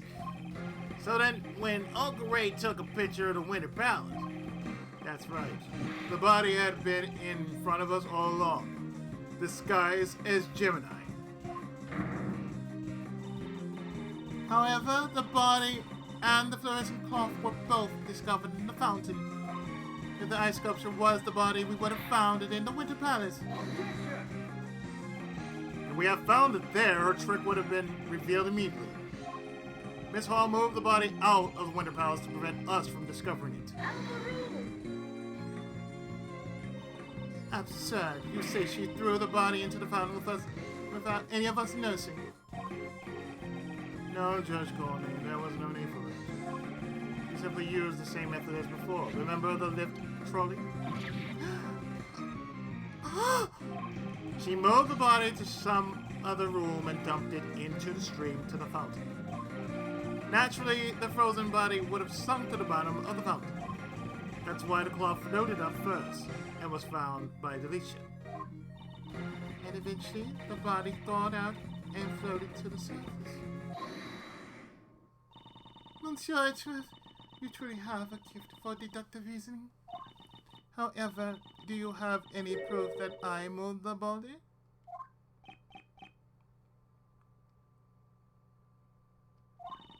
If you cannot prove that, then there is no way I can accept what you are saying. Wasn't there anyone who saw Miss Hall move the body? Yes, I believe such persons exist. The answers lie in the evidence that person gave me. And that piece of evidence will reveal the truth of Miss Hall's actions. Prosecutor Edgeworth, are you able to prove the crime of Miss Curator? Certainly. I have evidence that will show exactly what she did. Then it's time we see your answer. Which piece of evidence reveals Miss Curator's actions? Thanks, Larry.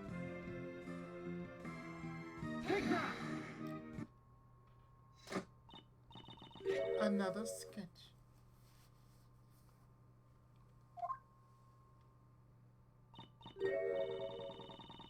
Oh. It appears I have been drawn in this one. This is a sketch Larry drew of the women at the fountain patio. I would like to direct your attention to the service cart on the left side of the sketch. Service cart? What about it? Don't you see? What transpired 18 years ago has happened again. Miss Hall was moving the body in this sketch. No! Please wait. I don't see Monsieur Dover's body anywhere in that drawing. All I did was hand out chocolates to everyone.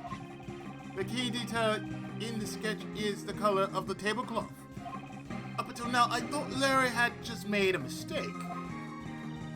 The tablecloth? It's light blue. It may be light blue in the sketch, but no blue tablecloths exist in this mansion. Perhaps it's light blue because the body was hidden, still glowing underneath the tablecloth. But the lift trolley is rectangular in the sketch. If she just placed the body in the lift trolley, we would notice it immediately. There were 2 blocks of ice in the winter pads that are completely hollowed out. If she put the body inside the block of ice, it would look like a service cart. That's... Miss Hall, you put the body in the block of ice and use the lift trolley to move it, didn't you? I never imagined you would be able to deduce so much from just a single sketch. But what if it was just a mistake, like you said before? It doesn't prove anything. I agree that alone the sketch is worthless. Once you remove the body, the service cart will revert back to a lift trolley. That's why the lift trolley was left behind in the fountain patio. And without the service cart, there will be no place for you to put your chocolates. The chocolates I gave everyone. Until then, the chocolates had sat on top of the service cart as you gave them away. But when you gave them to us, you took them from your pocket. Ah, now that you mention it, they were a bit melted. But they were still really sweet tasty. So why was it necessary to put them in your pocket halfway through? That's because once the body was disposed of, you no longer had a service cart. Ah! Hold it right there. If she put the chocolates in her pocket and left the lift trolley in the patio, then where did the tablecloth go? If she'd been forced to put the chocolates in her pocket, she wouldn't have had time to dispose of the tablecloth.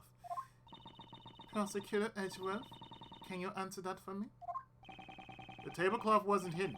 It's right in front of us. To clarify. The tablecloth used to hide the body. Where is it now?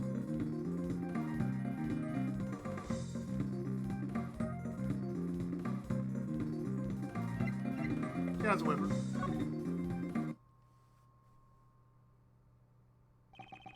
Isn't it obvious? Miss Hall is carrying it with her out in the open. Out in the open? You mean... Miss Hall... You are wearing the tablecloth around your waist. What?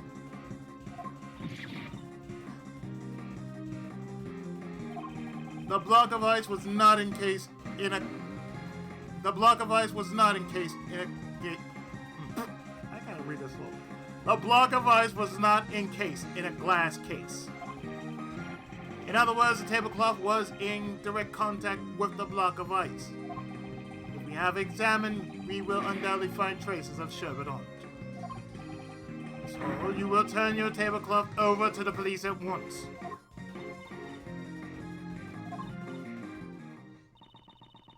There's no need to examine the tablecloth. It is just as you say. I stole the poison from Madame Delicia and I moved the body.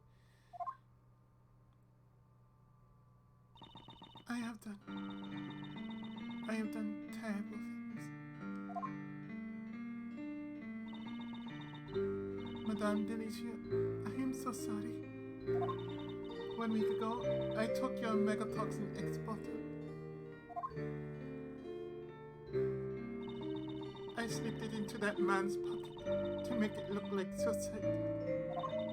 And if they suspected it was murder, the evidence would point to Madame Delicia. Katie! Kate, what were you thinking? Weren't we always trying to save Mr. Master together? I could not let myself be arrested. Not until I had proven Monsieur Master's innocence. From the very beginning, I had planned to turn myself in once everything was over. But I suppose it is too late to say that now. Kate, why? Why would you go this far? Even for Monsieur Shields, I've caused nothing but trouble. For the past 18 years, I have been a criminal. The I-7 incident. Don't tell me that you were the true culprit. my greatest crime was stealing the Sherbet sculptures for my own selfish interest. When Monsieur Duvier died, they were no longer just ordinary sculptures. They had become the final works of the sculptor Monsieur Master so deeply loved. What if they had melted before Monsieur Master had returned? With that in mind, I couldn't let anyone touch them, not even the police. Even though I know it was wrong, I moved them to the mansion's theater.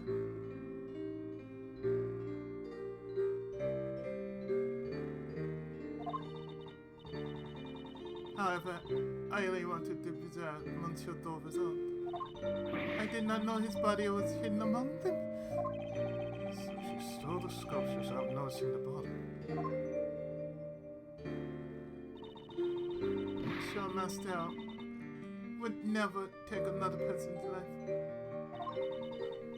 But because of me, the body vanished and Monsieur Master was found guilty.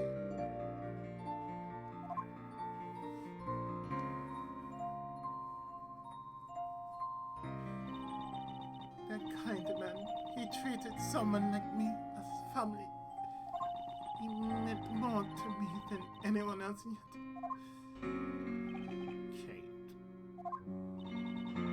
When Monsieur Master was found guilty, I was chased out of this mansion.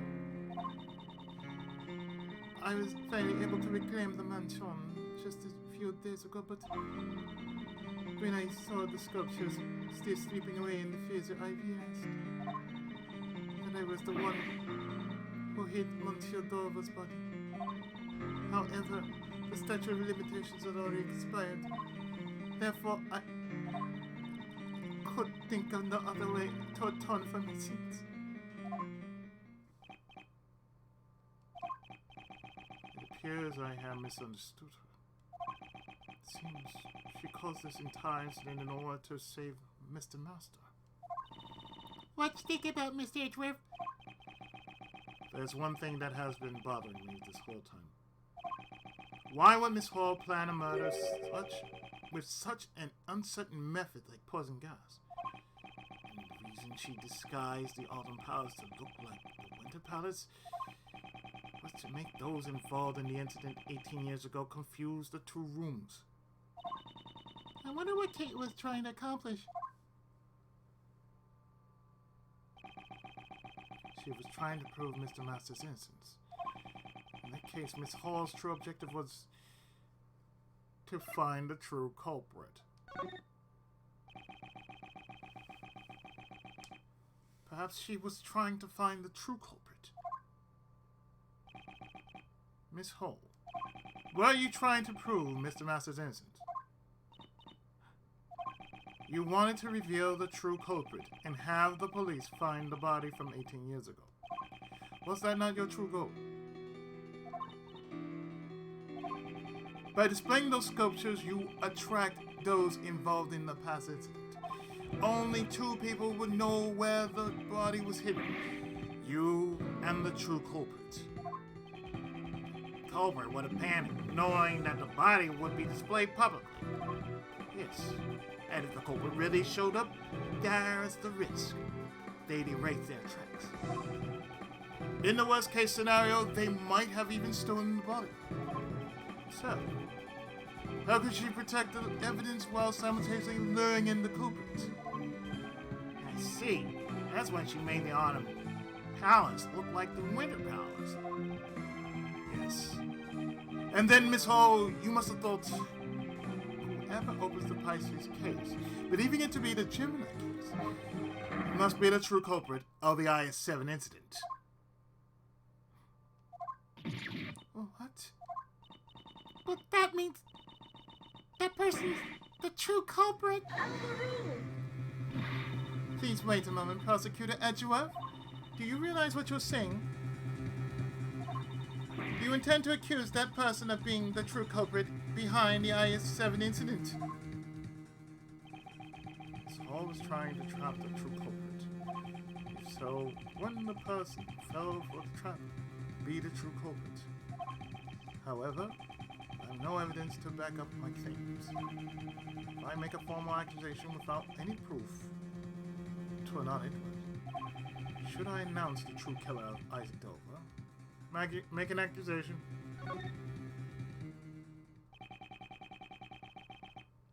What I should do is reveal the truth. In that case, there is no need to hesitate. Yes, that is correct. Judge Courtney, I indict this person as the true culprit behind the I-7 incident. Dane Gustavia. Take that!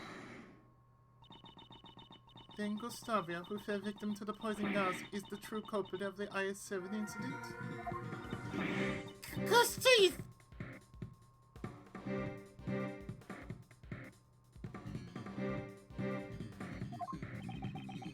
Mr. Gustavian? Miss Hole, didn't you believe that if you opened this gallery, the true culprit would come? That's why you set up the poison gas trap, is it not? You truly have a gifted mind, just like your father. It is, as you say, Monsieur Edgeworth. Now, would you please tell us the whole truth? Yes, I've nothing more to hide. I will tell you everything. I set the trap to find the true culprit. Before the gallery opened, I left only the Autumn Palace unlocked. At opening time, when I went around to unlock each room, I discovered that the Autumn Palace had been locked from the inside. I knew that the true culprit was on the other side of the door. My hand was trembling. All that was left for the trap to do its work. When I heard Monsieur Gustavia was exposed to the poison gas, I realized he was the true culprit. And I thought that if the police discovered Monsieur Dover's body, it would prove Monsieur Naster's innocence. Why didn't you ever come talk to me? There might have been another way. I know that you did everything you could for me over the past 18 years. However, all of this had been brought on by my own crime. That's all I wanted to say, Monsieur Master, as soon as possible. Kate. Not only that, the police hid the fact that the body went missing 18 years ago. Even if I reported the body, there was a chance that the truth would be hidden again. That's why I caused the incident at the museum's opening, with as many witnesses as possible. I am sorry. Gregory, Mr. Master, and even you, I couldn't protect anyone. Mr. Schutz must have been tough on him as well.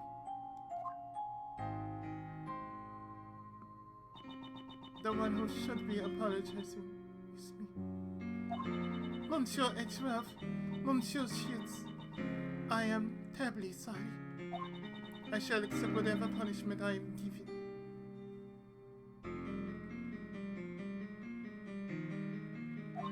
However, I must ask of you, please clear Monsieur Master's name.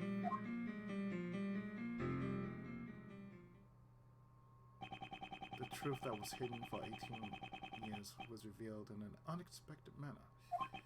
However, to think that things would end this way.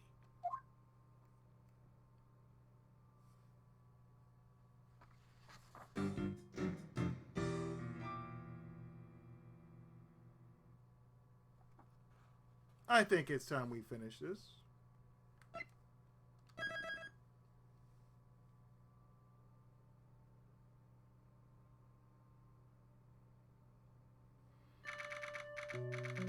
April 2nd, 3:11 p.m.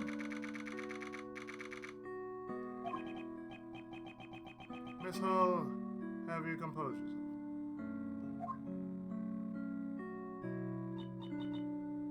Yes. What you did, no matter the reason, was unforgivable. However, you committed this crime in order to prove Mr. Master's innocence. If the true culprit is someone else, we have a duty to reinvestigate.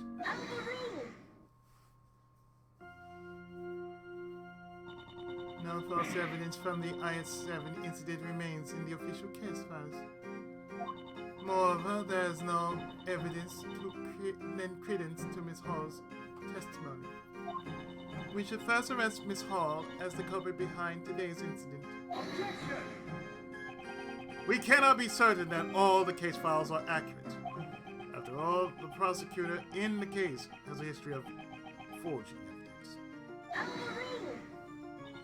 Are you suggesting that the Peak overlooked such a prosecutor? That's none of my concern. The truth is that evidence was falsified. And the fact that Dover's body from 18 years ago was just discovered proves it. Prosecutor Edgeworth, I can see remnants of Prosecutor Von Karma within you. What did you say? You tried to deceive the Peak and fabricate the truth. Let me inform you of my, or rather, the Peak's logic.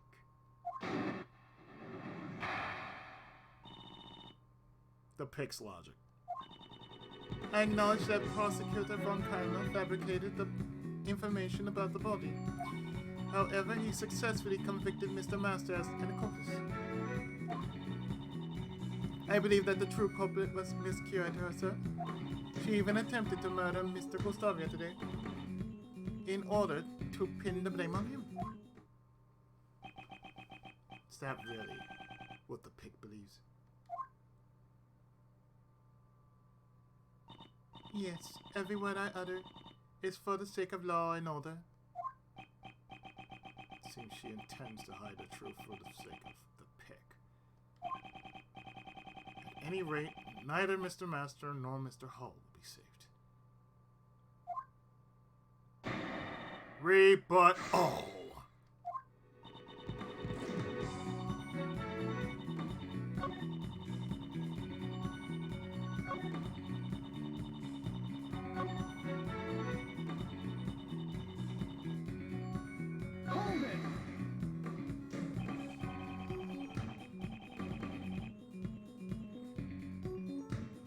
If she wanted to pin the crime on somebody, why choose Mr. Gustavia? Perhaps Mr. Gustavia suspected Miss Hall was the criminal, as he was attempting to confirm whether or not the Gemini sculpture was genuine. He was caught in a trap meant to silence him further. Can you prove that theory? Mr. Gustavia is currently teetering on the brink of death. There's probably no way to prove it unless he regains consciousness. In other words, there's nothing we can do for now. That can't be true. There must still be something we can do. You still don't get it, do you? Allow me to give you a clear explanation.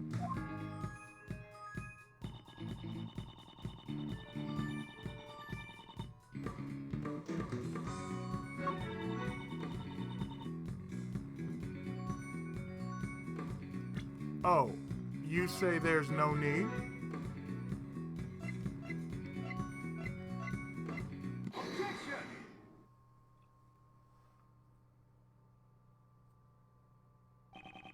There's still one piece of evidence from the IS-7 incident that remains unsettled. Take a look at this.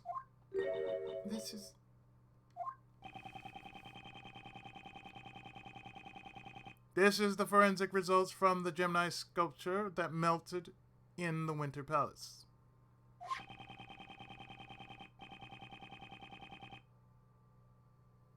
According to the results of the analysis, traces of someone's blood were found. Who does this blood belong to? Until we know the answer, this case is still open. There was blood mixed in with the remains of the Gemini sculpture. I heard nothing of this from Sebastian.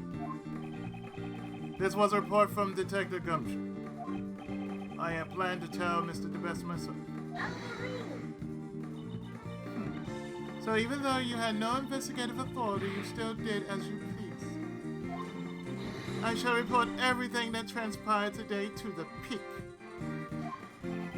I will not avert my eyes from the truth, nor shall I overlook the mistakes of the past. If you wish to report my actions to the pick, be my guest. But in exchange, I want you to let me investigate this case to the very end.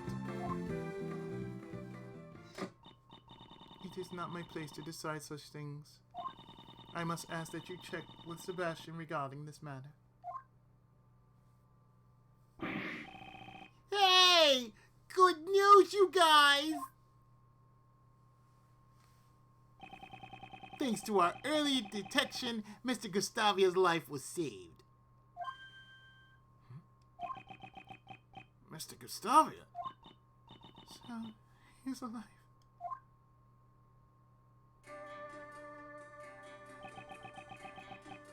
Would you be the ones who saved my life? Hey, Mr. Gustavia! You are... Sisters, are you not? You've grown so big this time! What is your sister then? No, I'm... It's his sister Ken. And Gregory Edgeworth's son. I'm Miles Edgeworth, prosecutor. What a twist of fate. I am in your debt.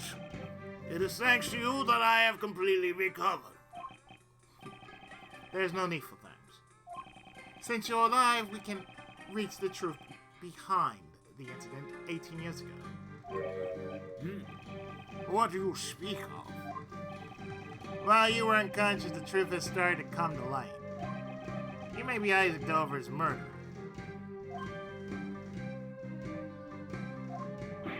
What? Really? Miss Hall was looking for the criminal behind the events of 18 years ago. That's why she set up the poison gas in the Pisces case. Mr. Gustavia, the events of the incident 18 years ago. Tell us what really happened. So you wish to remain silent? I think he's just meditating. He can't sleep standing up. What useful skill to have? Meditation is different from sleeping, though. Mr. Gustavia, please tell us what you did 18 years ago.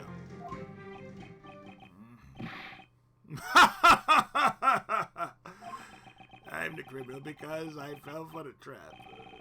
That's not a very funny joke. I am a victim, not a culprit. Mr. Gustavia, it has not yet been made clear whether or not you are the criminal. This is only their basis speculation. Do not concern yourself with the drivel of a prosecutor without jurisdiction. And he says one person here who understands. My name is Justin Courtney. I am a judge. If you would like, I would be happy to assist you. Let us show Prosecutor Edgeworth the truth of 18 years ago. Understood. I shall prove my innocence to you, Sir Prosecutor. Judge Courtney, is that your answer? Do you intend to bury the truth of the I-7 incident before it can be brought to light? I merely believe in the judgments of the goddess of law. Ultimately, those who render judgment are only human. As long as humans control the law, there's no guarantee that every verdict is correct. If you're going to help conceal the truth, I will not hold back. I'm looking forward to it. Lady Justine, what should I do now? Command! Fight! Run! Item! You are being suspected because you set off the poison gas. Can you tell us the reason why you opened the Pisces case? Understood.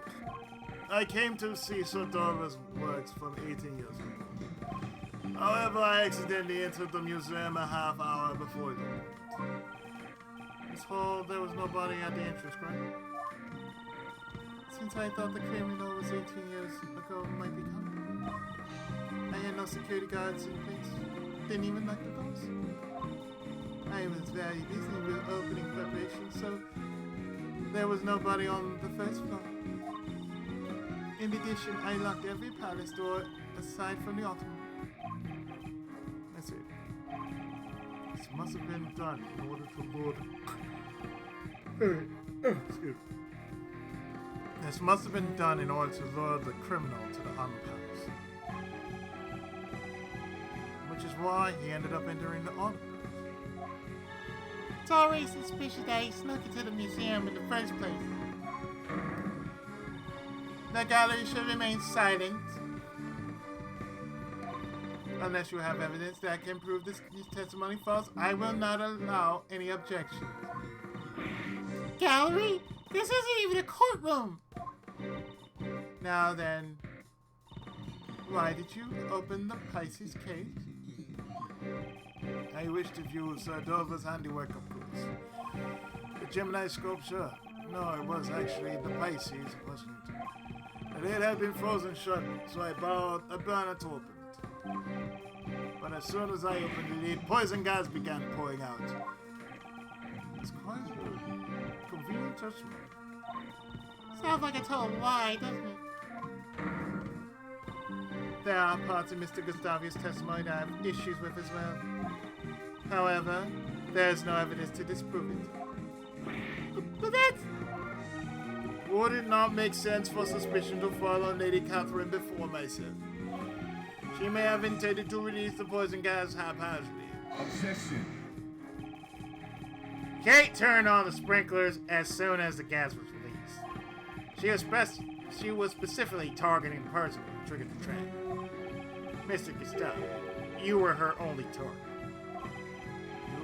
You are willing to accept the words of this criminal as truth. Miss Hall must atone for her crimes. However, the same can be said for the criminal from 18 years ago. So, prosecutor, it seems you wish to suspect me to the bitter end. However, I have no reason to murder Mrs. Cordova. If there's no evidence to suggest that I killed him, you cannot suspect me. Mr. Edgeworth, can't you prove that Mr. Gustavi is the criminal? All we know for sure is that Mr. Gustavia fell victim to the poison gas. No matter how strange his behavior was, it won't prove he committed the murder. But that's... Mr. Shields, is there nothing we can do? Well, if there isn't any evidence, we should try reorganizing the facts.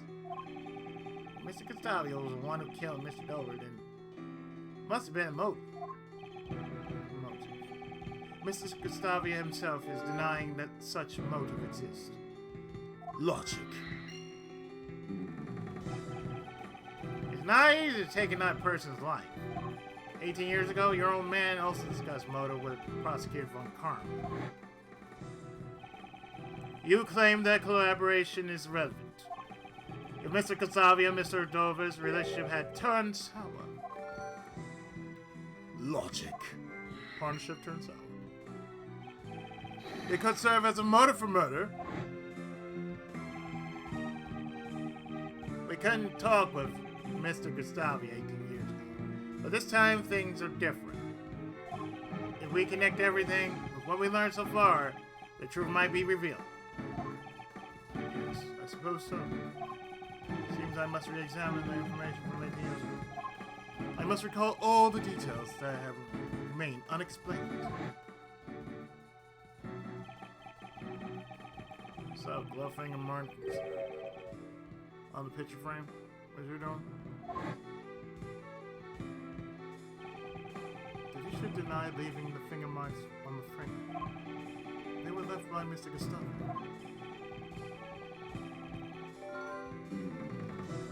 He may have been trying to view the angel's recipe. Was it his goal?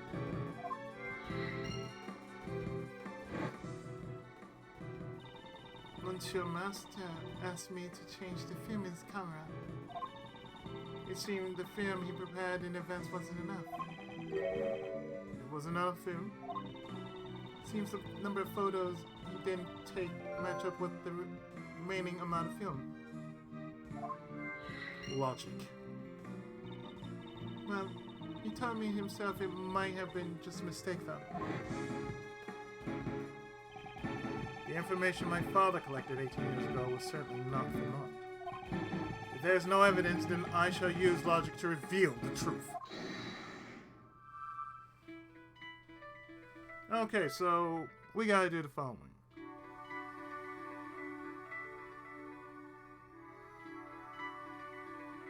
The motive for murder with the partnership that turned sour.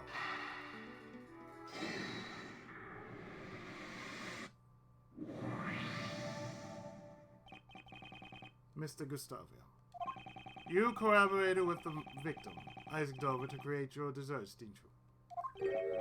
Oh, it seems you know about my secret.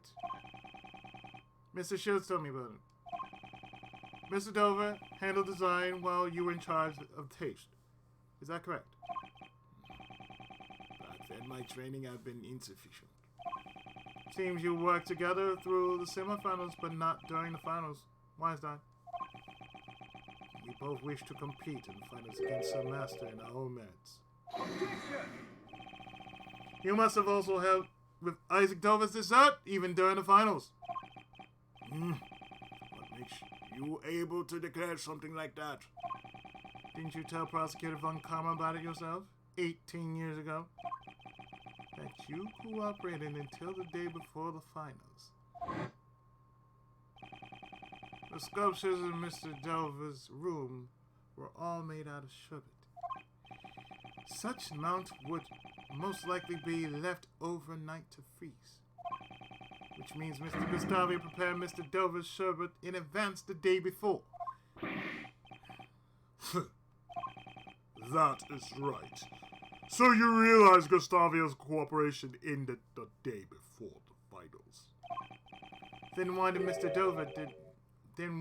Mr. Dover not help Mr. Gustavio in return? The views of the dead are of no concern to me. Why did Isaac Dover not help you in return? If there is a reason why your partnership with Isaac Dover broke down, that would be a motive for murder. That could be a possibility. However, Sir Dover and I ended our partnership peacefully. A peaceful breakup? That's hard to imagine. Not to mention it's absurd to think that I killed Sir Dover in Sir Master's room. I couldn't have killed Sir Dover while Sir Master was also there, making his desserts. Timing. Logic. In other words, there's no way I could have committed the murder. That's not true. There was a moment when Mr. Master was absent from the room. I could prove it was possible for Mr. Gustavia to commit the murder.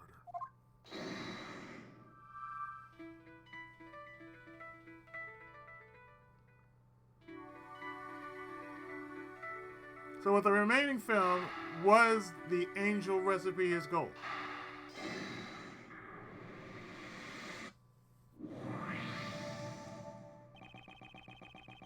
If he had photographed the contents of the angel recipe, he wouldn't need to steal it. Perhaps Mr. Gustavio used Mr. Master's camera to take the pictures. If he had stolen the actual recipe book, the police would have found out. I see. Pictures, eh? The problem is the timing at which he entered Master's room. Mr. Gustavio could have moved around freely during afternoon tea, right? Because it seems both him and Mr. Dover did not participate in the afternoon tea. Logic. If I remember correctly, the only time we could prove that Dover was still alive is The victim was not seen as he stayed locked up in his room after the contest had begun. The only one who could have unlocked the locked rooms was Jeff Master. Was Master's dessert all that you ate? Actually, no. After the afternoon tea, I also ate Arcee's desserts. After the contest began, Isaac Dover was locked up in his room.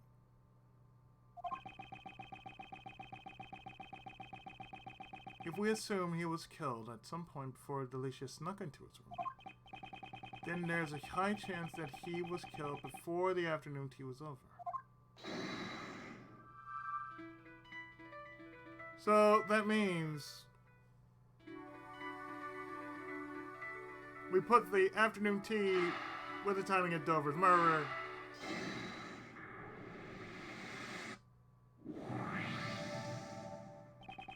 Isaac Dover was alive up until the afternoon tea began. Ergo, the only time when Gustavia could have killed Dover. Prosecutor Edgeworth, are you satisfied? Sorry, but I'm far from satisfied. Because I'm finally starting to see the truth behind this case.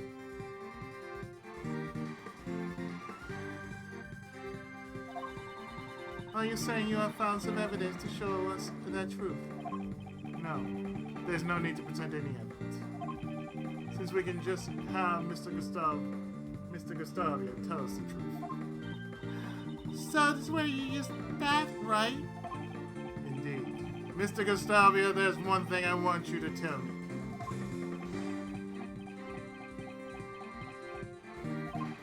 I said, Mr. Gustavia, there's one thing I want you to tell me! What is it? During the finals of the contest, you made your desserts on your own. I want to compete for the title of the world's greatest pastry chef on my own merits. If that was truly the case, you would have completed on your own merits from the start. I want you to tell me why it was necessary for you to cooperate with Isaac Dover.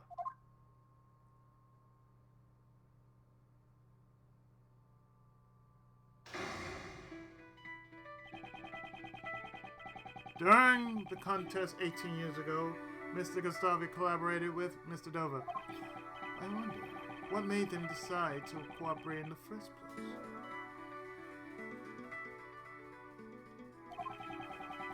That's what I need to draw from him, but...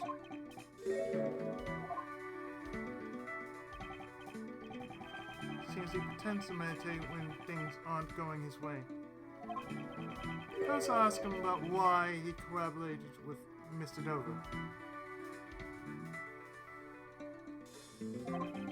The truth has been hidden for 18 years. That ends today. Logic! Chess! Why did you do it? Why did you decide to collaborate with Isaac Dover? So Dover and I were already acquaintances, even before the contest began. Since he was interested in the contest, we simply decided to enter it together.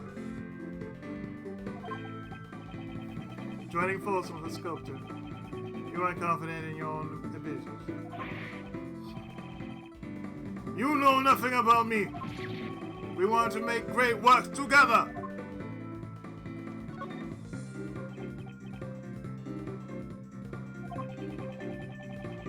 Dover's son and my own attended the same elementary school. We all got along well from the start. So were you going to share the title World's Greatest Pastry Chef together?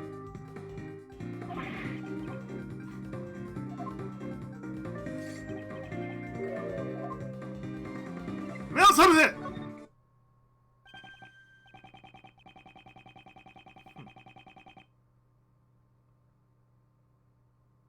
As expected, he pretends to meditate when things aren't going his way. Mr. Dover was a sculptor.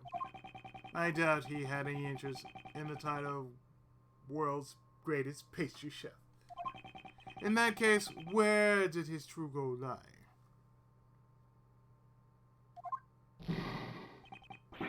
Indeed,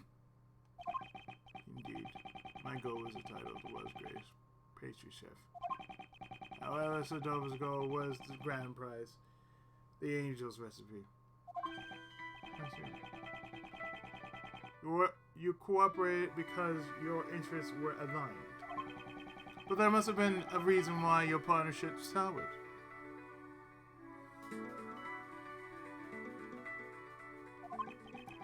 Sir Prosecutor, I am the victim of a poisoning. If you are going to suspect me in this manner, perhaps I'd better return to the infirmary. Wait a moment. In that case, you should end things soon. I'm not a patient man. Seems he's trying to leave. I can't let that happen. He's still hiding something. Yes, I should ask him about his true goal.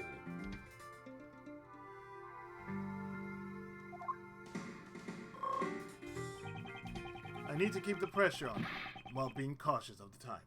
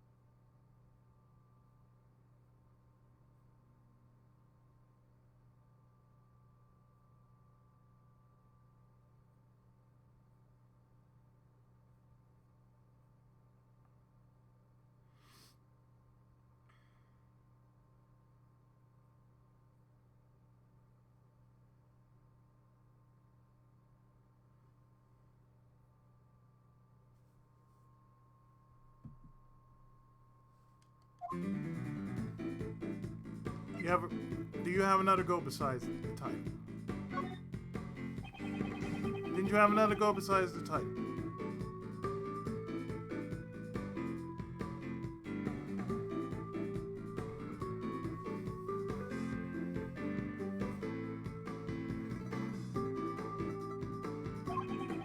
The title alone doesn't seem to hold much value. How dare the likes of you insult the title of a confectionery artist? My only goal was the title itself. I have no interest in anything else. My dream was to become the world's greatest pastry chef.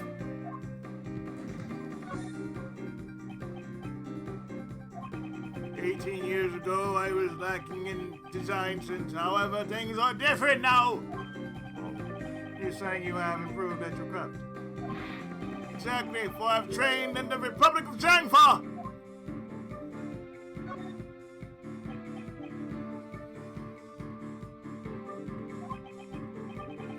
Yes, at the time I also studied Mr. Master's works. I would often watch his show with my son. So you were studying Mr. Master's work to improve your own skills. You had his recipes, perhaps it would have been easier for you to become the world's greatest. Perhaps to a pastry chef, Sir Master's recipes were worth their weight in gold.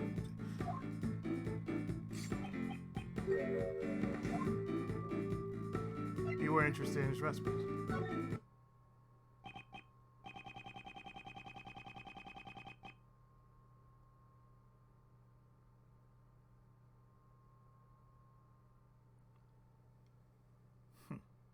If becoming the world's greatest pastry chef was your goal, you should have also been interested in the grand prize, the angel's recipe.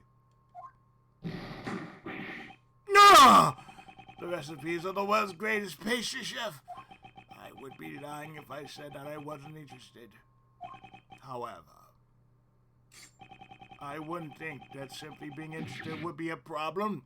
I wonder about that. The angel's recipe's true nature was not for making desserts, but cures. And of all the contest participants should have been aware of that. Looks like I'm getting close. She hasn't meditated anymore.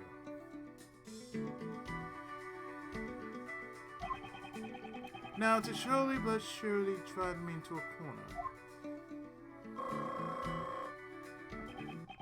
Next, I'll ask him what he planned to use the recipe book for. Did you intend to make desserts of it? Did you intend to win the angel's recipe and use it to make desserts? Of course. If I obtained the angel's recipe, I was going to use it in my training. I hear the angel's recipe was worth a lot of money. I don't know the exact details, but that recipe book was much too valuable to be sold.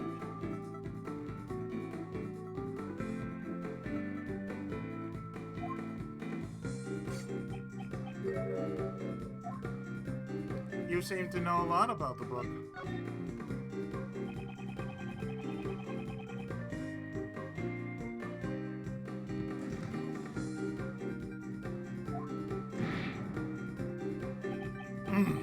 It was explained to all the contest participants at the beginning of the contest. In that case, you must know about the book's true nature. That it was not a recipe book for desserts at all. Impressive, said Prosecutor. So you know the true nature of the angel's recipe. The angel's recipe. Some have called it the ultimate recipe. It contained formulas for new medicines that were not yet on the market. You knew the recipes were actually formulas for new medicines. This could be a useful clue. Did you know the recipe's book value? The angel's recipe. You know its true value. Silly question. It contains Sir Master's best dessert recipes. Any patient chef worth their salt would want it.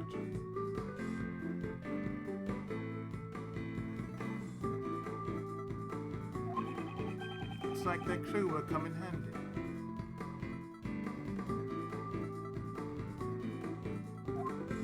You know what the recipes actually are. You may have studied design in Zhengfe. However, your skill in lying could use more work.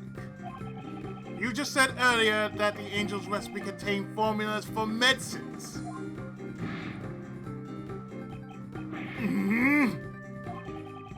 You weren't interested in desserts, you wanted the medicine formulas.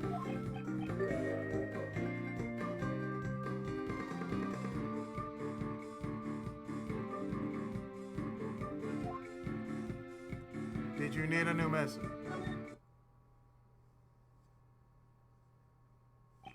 Now, why would a pastry chef such as yourself be so interested in medicine? Perhaps what you were really after was the information about the new medicine? No! I've underestimated you, Sir Prosecutor. Yes, my goal was more than just the title of the world's greatest pastry chef. At the time my son was ill, I needed the recipe for the medicine.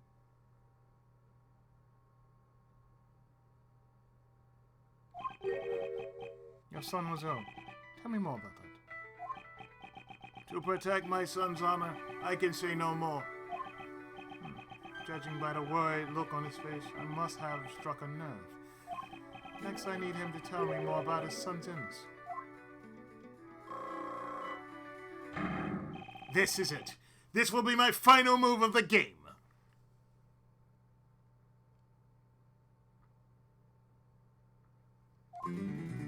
What was your son like?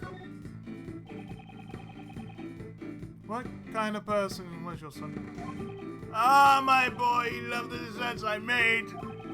Just went to the contest solely for your son. Sir Prosecutor, you could never understand the feelings a father has for his son. I wanted nothing more than to cure my boy's illness.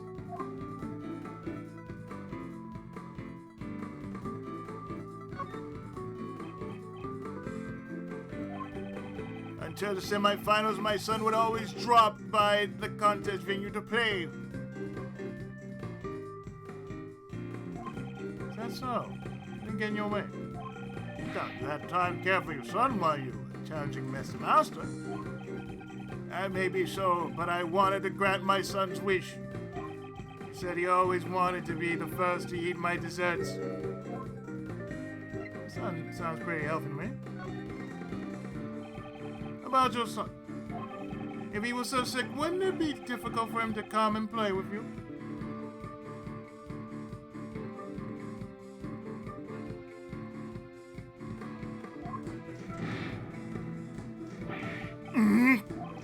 My son's illness, it wasn't life-threatening.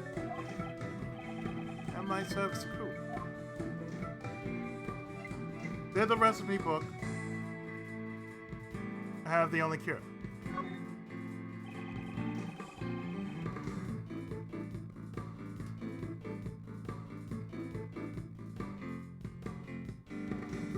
Did the ancient recipe have the only cure? Yes, though the medicine is being sold everywhere now.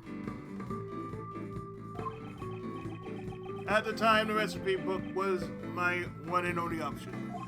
That's why I continue making my desserts without joining the others for tea time. So you weren't interested in what Mr. Master was making? You sure seem confident in your chances of winning. I couldn't be bothered to pay attention to the other contestants' desserts. But you had interest. You just said earlier that you studied Mr. Master's works.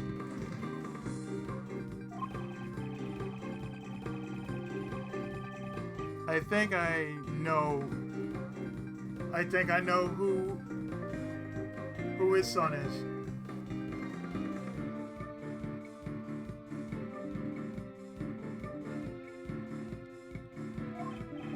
You must have been curious about the other contestants' entries as well.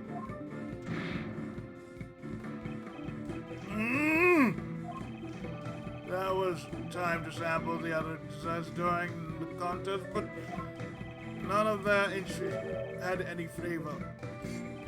So I didn't want to eat any of it. I suspect I may have been a bit nervous as well. So everything he ate tasted flavorless. This could be a useful clue. What was the name of the illness? What was the name of your son's illness? Said Master Kyoja. How insensitive of you!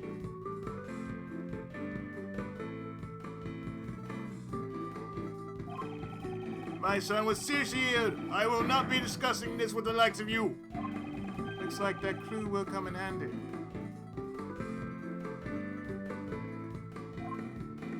But the illness wasn't life-threatening. You told me your son's illness was not life-threatening. Is there really a need to be so secretive about it? Yeah, you just said that. It was enough to keep him from living a normal life. That must have been difficult for your son. I tried everything I could cure his illness. It wasn't fair for the poor boy. He could never taste the desserts he loved so much.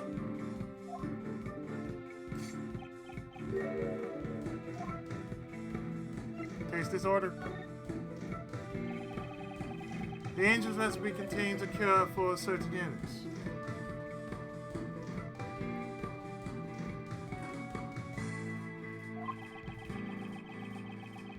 A remedy that could also cure Mr. Master's taste disorder. What? He had it too? He had it too. I see. So your son suffers from a taste disorder. I didn't think you figured out so quickly. In order to cure your son's taste disorder, you needed the recipe book. Wasn't that your true goal? It is as you say. Based on how he's acted up until now, it appears he's still hiding something. Looks like that clue will come in handy.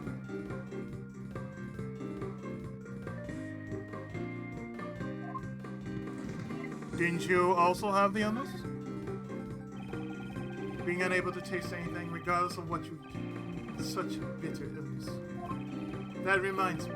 Didn't you say something similar earlier? None of their entries had any flavor, so I didn't feel like eating any of it, was it? Perhaps your son wasn't the only one who suffered from a taste disorder.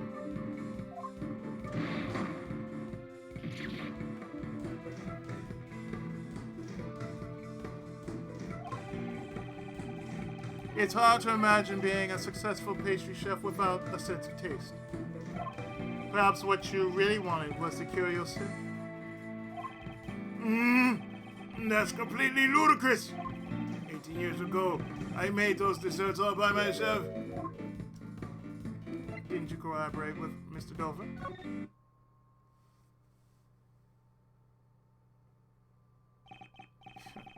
It seems you caught yourself in a contradiction.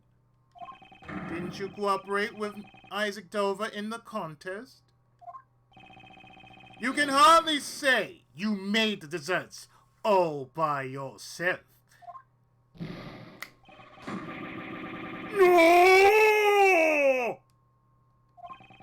You must take great pride in your abilities as a pastry chef. But to betray your pride and cooperate with another contestant, you did it all to cure your own disease. Well done, Sir Prosecutor. It is as you say.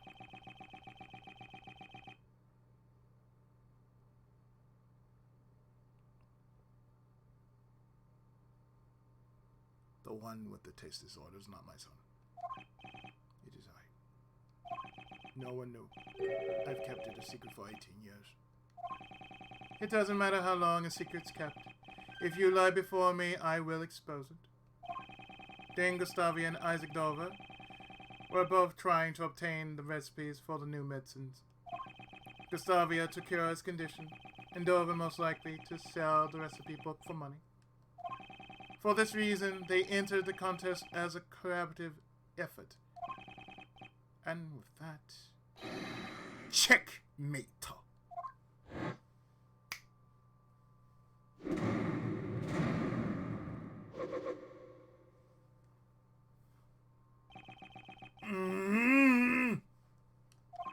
I have never told this to anyone, but as you say, I developed a taste disorder 18 years ago. Taste disorder? It was a severe disorder. I was unable to discern any flavor at all. It's the one illness a pastry chef dreads above all. Those symptoms sound a bit different from Mr. Master's taste disorder. Mr. Master's condition is known as hypergeusia. Simply causes decreased sensitivity to certain specific flavors.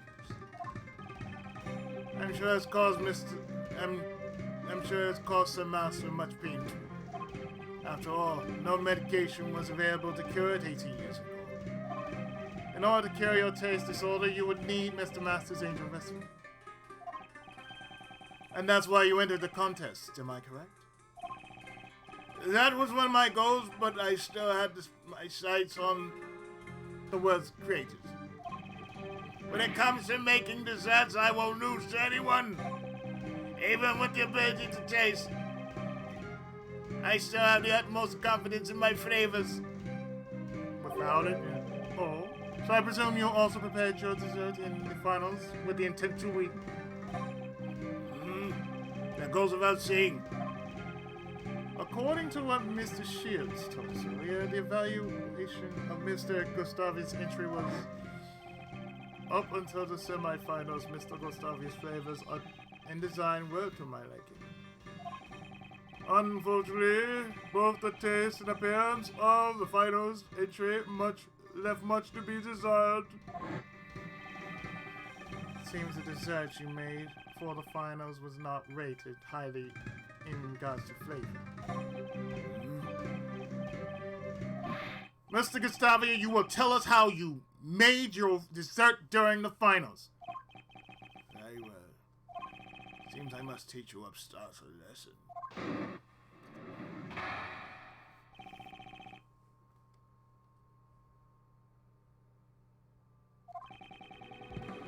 Dover and I cooperated until the finals. I handled the flavor, he he was in charge of design.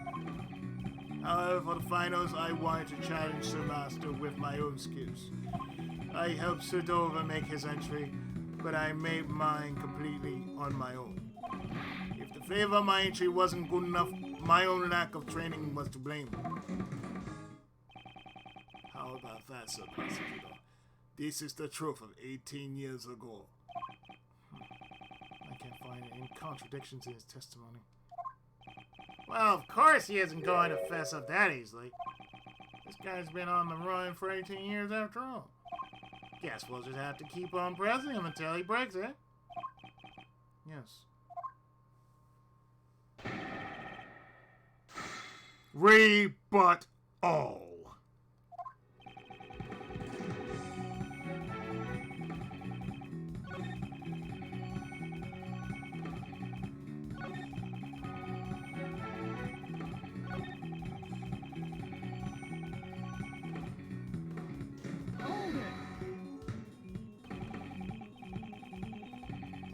Up until the finals, I heard that you received high praise for the flavor of your desserts. Was there some sort of accident during the finals? Nothing of the sort. I simply was unable to taste my work due to my taste disorder. My intuition must have been off, that's all. Then was your intuition fine while making Mr. Dover's entry? How could there be such a huge difference between the finals and the previous day?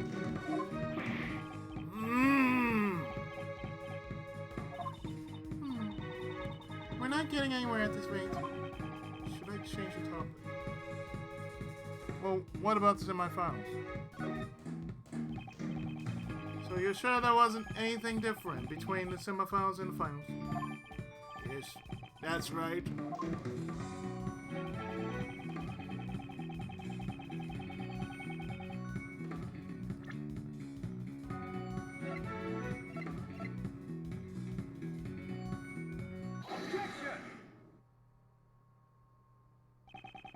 There was another difference between the semifinals and finals.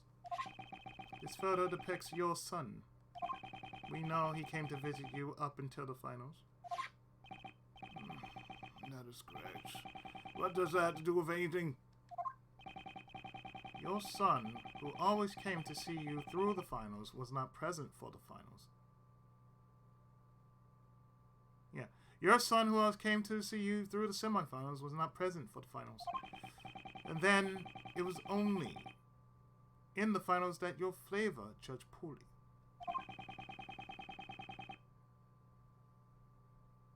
I don't believe this is mere coincidence.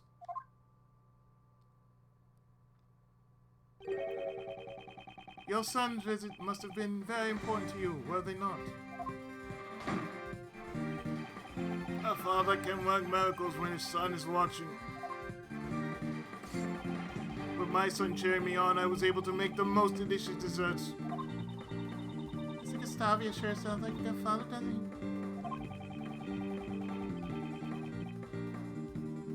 What he's saying is the whole truth, one could say so.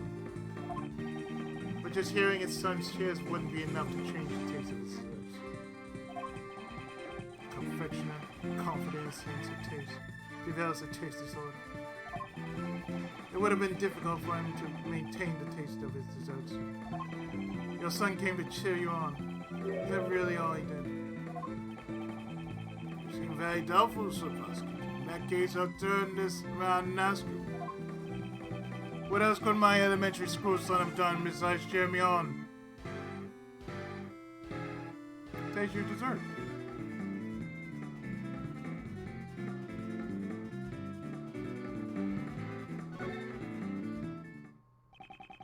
I'm sure your elementary school son would have remembered the taste of your desserts. Of course my son always loved my desserts.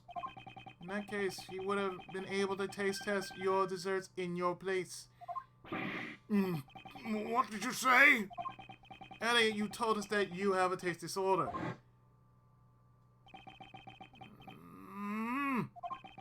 I've never told this to anyone, madam. As you say, you have developed a taste disorder 18 years ago. No one else knew about your taste disorder. If Mr. Delver had found out, it would have ended your partnership. After all, you were in charge of the flavor.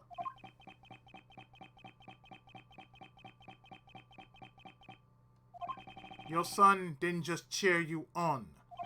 He also helped you determine if your desserts tasted correct. Ah! I see. Mr. Delver's dessert was made the day before, so it still tastes good.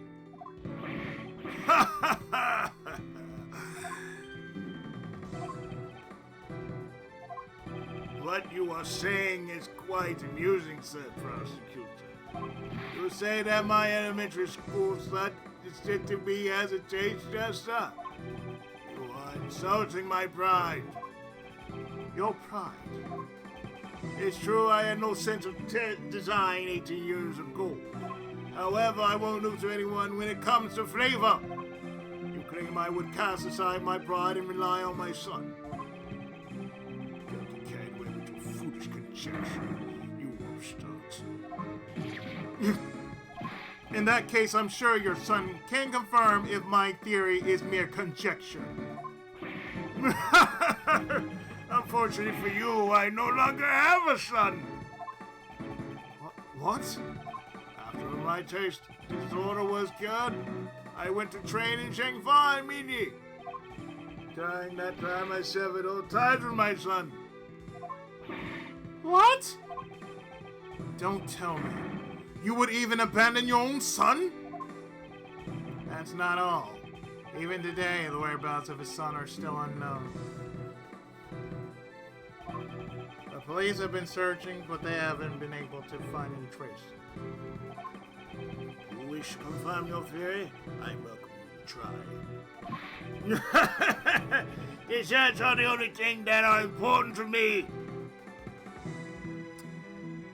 I know of a certain baker friend of mine that would tell you otherwise.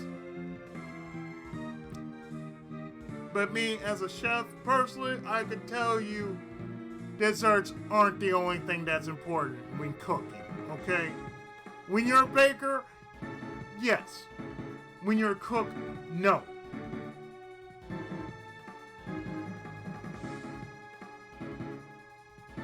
Being a baker and being a chef are two different entities. We work on the same coin, but we work on different dimensions. Whereas bakers will work with mainly sugar and assorted sweets. I, being as a chef, I work with spices. So I work with broths, I work with assorted herbs and spices, that sort of thing. Whatever tastes good, whatever will work, whether I'm cooking for myself or I'm cooking for somebody else. The most important thing is, as long as it tastes good, as long as it goes with the flavor, that's what really matters the most.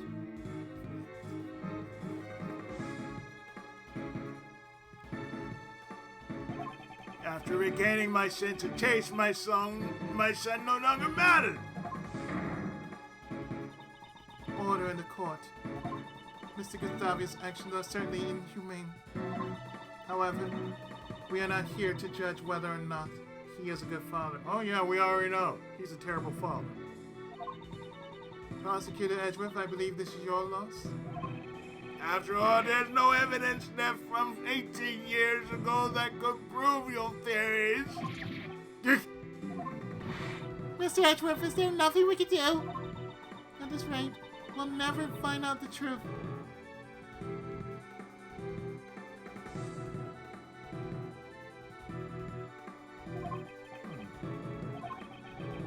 Detective Gumshoe, where are those results?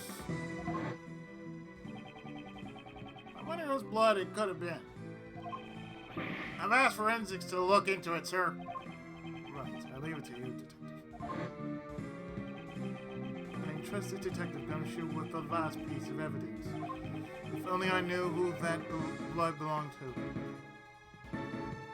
I think I know who. Because it's like, there's something I know about his disability. Now, having a loss of taste would be considered a disability. And only through certain ways of either basically you go through a lot of therapy, can you kind of, control it to where it's feasible. Some disabilities can be fixed. Others can't be fixed. Look, what I have, it can and cannot be fixed. And some can also be genetic.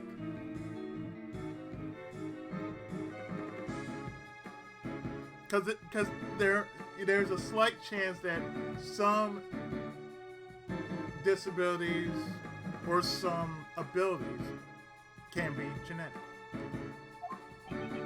Miles, there's still one thing that's bothering me. Was Mr. Gustavia's only reason for coming to the art gallery to check on the body? If only he wanted to confirm the body's presence, he wouldn't have needed to open the case. That's right. Is there a way we can prove this? There's one more. We just need that evidence from Detective Gumshoe. Prosecutor Edgeworth, what are you talking about? Mr. Edgeworth! Sorry to keep you waiting, sir! Just the person I was talking about.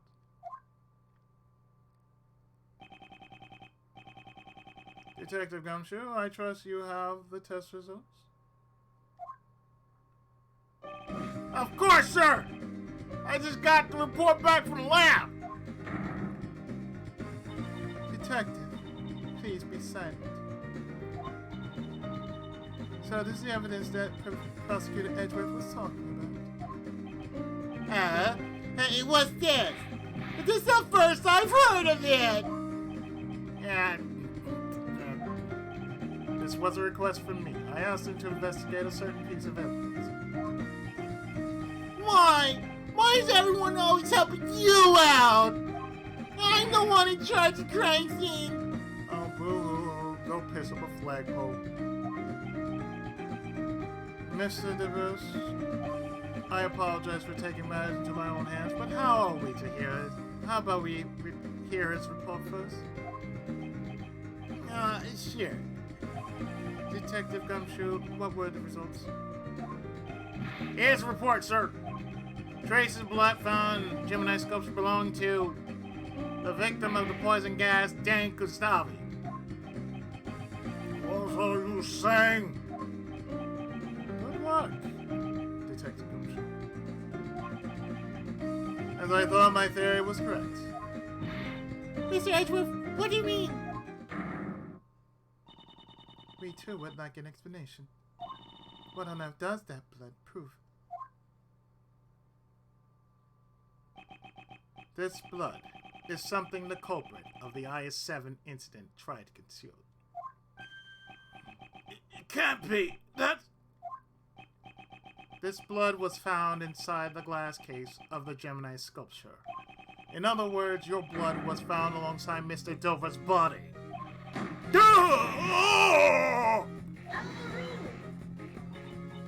But why would Mr. Gustavi's blood be in a place like that?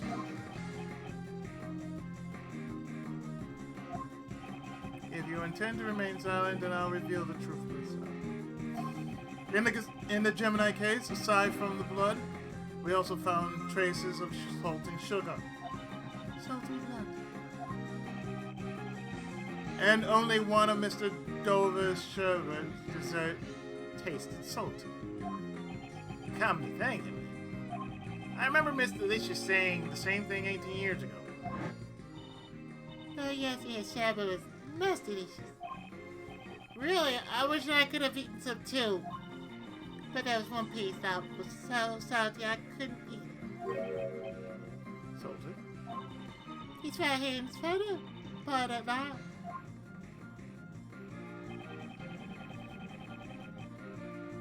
That's this lie from the Gemini constellation. Exactly. For some reason, salt had been mixed into the lye.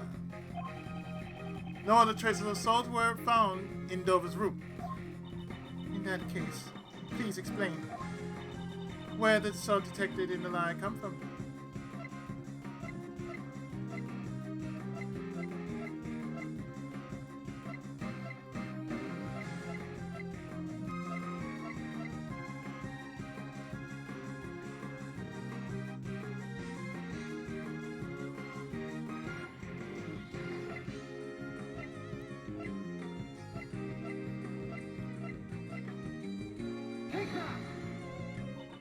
This is the rock salt lamp used as the murder weapon in the IS-7 incident?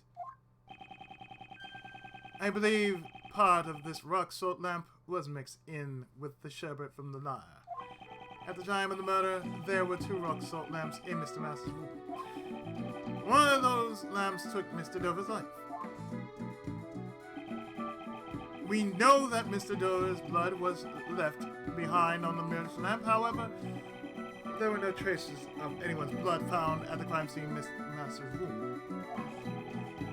Because the killer disposed of all desserts with traces of blood into the streams of water, right? No other traces of salt were found in Mr. Dover's room.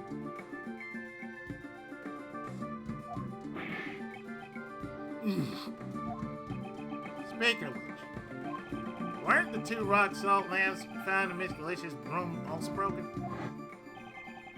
Looks like both the lamps and pillars are broken. Of their light bulbs are broken. Maybe they were dropped on the floor. Whenever they figured out why the other rock salt lamp was broken, maybe Mr. Gustavi's blood was on the other lamp. If your blood was found on the lamps at the crime scene, you would have been suspected. As a culprit, you would have needed to conceal all traces of your blood from the police. Don't tell me he concealed it in the sherbet lye. Exactly. The rock salt lamp and his blood were mixed into the sherbet lye and hidden inside the glass case. Unlike the fountain's water, the sherbet's desserts would not be analyzed right away. Perhaps he had planned to dispose of the sherbet when the opportunity presented itself. Then the reason Mr. Gustavi came to the gallery 18 years ago, the body and the evidence pointing to the killer were both stolen. Even the killer could not have anticipated that. There was no way knowing when the body of the evidence would be discovered. So I planned to destroy the evidence before the Zodiac Art Gallery opened. Dane Gustavia, isn't about time you confess.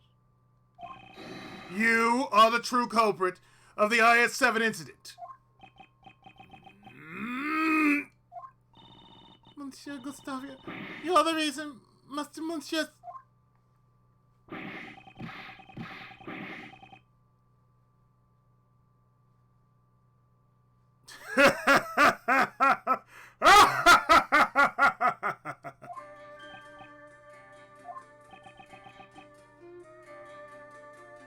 Mr. Gustavia.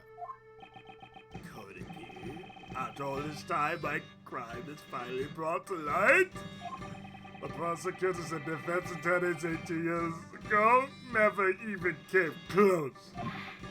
Bravo, bravo, well done, said prosecutor. So you admit that you killed Mr. Dover? It is true. I killed Isaac Dover. But he had only himself to blame. What do you mean? Dover and I worked together in order to win the contest. No matter who won, we agreed that we share the angel's recipe. But on the day of the finals, he stabbed me in the back.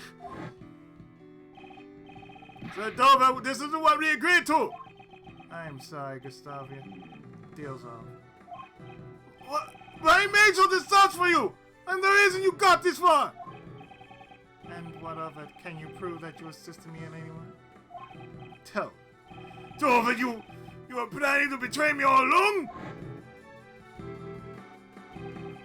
Because of Dover's treachery, I was forced to make my finals entry out on my own. It's just as Sir Prosecutor said, my son assisted me in every day until the finals. What about your pride as a confectionery artist? Proud chef loses the ability to taste his own creations. That's a feeling an upstart like you would never understand. Mastering the art of this making is my reason for being. It is my one and only pride. Committing murder for the sake of pride. That's another feeling I will never understand. To say nothing of abandoning your own son. Such thought disgusts me. Before you judge me, first understand what happened 18 years ago.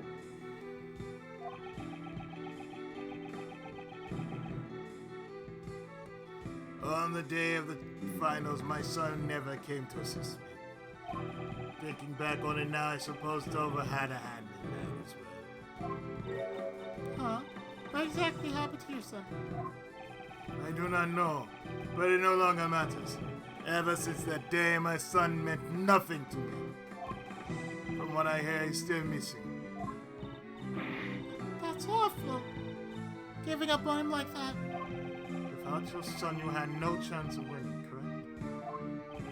Yes, and since I was guaranteed to lose, I needed a failsafe. During the afternoon tea time, I made my way to Sir Master's room.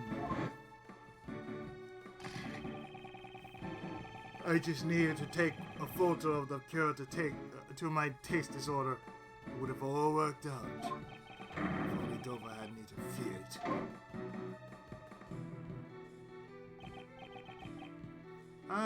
Gustavia. Trying to steal a picture of my prize, are you? That's hardly seems sport. You! Care for taste disorders. Oh, you have a taste disorder, don't you? Ah, this is rich. A pastry shovel can taste. Dover, you... Ah! Puny worm. You are in no position to oppose me. Are you?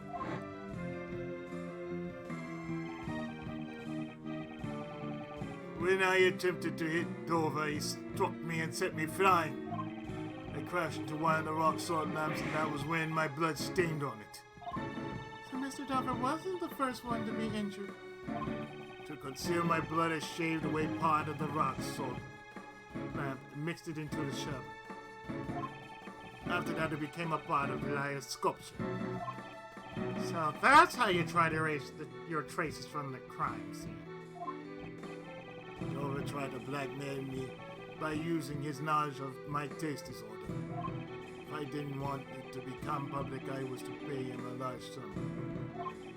So that's the reason why you killed Isaac Dover? Exactly! What reason do I have to let those who obstruct me live? He was the one who drew first blood. I simply gave him his just desserts. So that was his motive. I carried out the rock salt, then poured my blood into Dover's room. Then I came up with a hiding place where it was not be easily found. Thank you. That room contained plenty of tools for sculpting sherbet. Your deduction is spot on, Sir Tommy. It was the ideal place to shave away the rock salt. I then proceeded to coat the surface of the sherbet layer with vast amounts of the salty mixture. But why? Why did you try to pin the crime on Monsieur Master?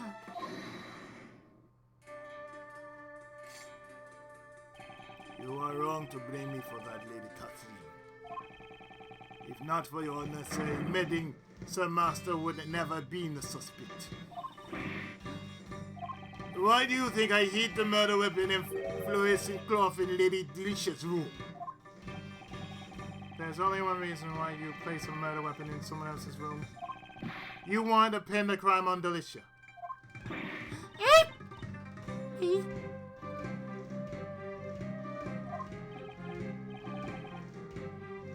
Yes, that is correct. Ghosty, why me? As one who sought to be the world's best confection, I greatly respected Sir Master. It was never my intention to cast suspicion on him.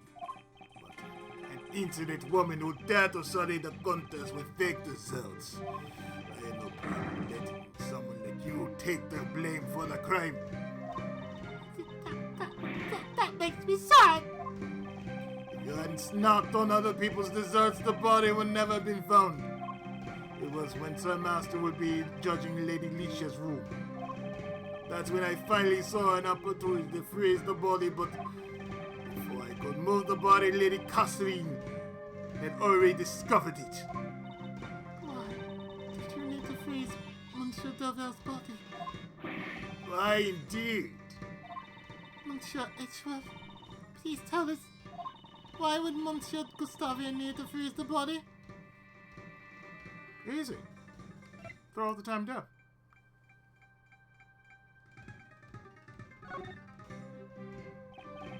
Mr. Gustavia intended to free the body in order to throw off the time of death. If the time of death had coincided with the tea party, Mr. Gustavia would have been suspected. That is correct. Preparations were necessary to freeze the body while I was preparing in Thomas' room. I placed the body in the treasure chest in Sir Master's room.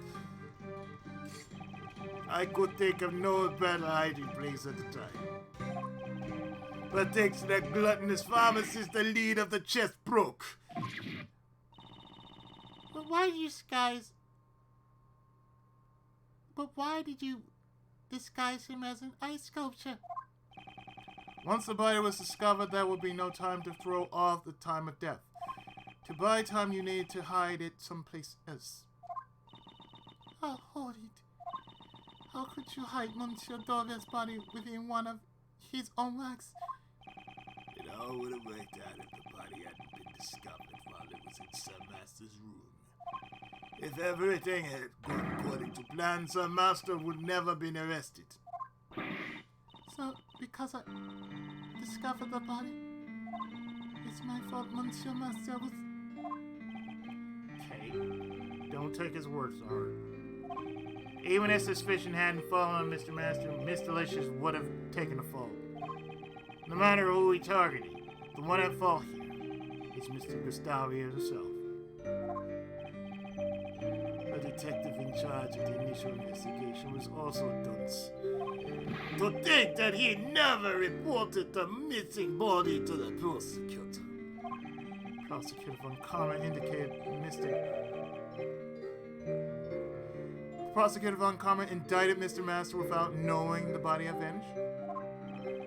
Now see, that will explain why he looked so flustered at the crime scene. Although, something that would stand out if you read the official documents. Could someone have intentionally distorted the information? At any rate, Von Karma found out about the missing body after he made his indictment. And if he had let one person be acquitted, he'd have a stain on his much prided perfect record. That's why he concealed the fact that the body was hidden, and yet Mr. Master declared guilty. What are you saying? For 18 years, that man has taken the blame for your crimes. Don't you feel anything at all? I don't care what you say. What a monster! I'm arresting him here now, sir! I'm sorry, but I am afraid that will be impossible.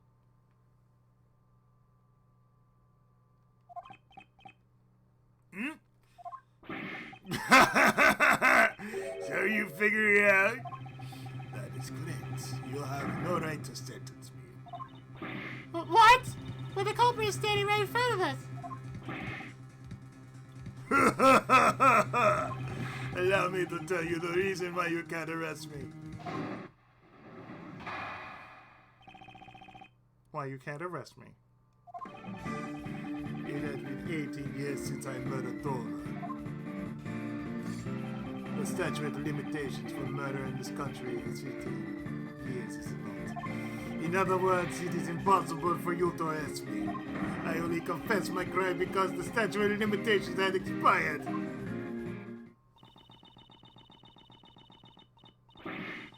The statute of limitations for murder is 15 years. Mr. Edgeworth, is there nothing we can do? As long as the statute of limitations remains, arresting him is impossible. No, wait. My sincerest apologies, Prosecutor Edgeworth. Neither Mr. Gustavia's testimony nor your logic can be taken as official legal proof. The verdict of the trial 18 years ago cannot be overturned. What about the fact that Mr. Dover's body was hidden? Even if we can't arrest Mr. Gustavia, this should at least earn Mr. Master a retrial. Really? I wonder about that.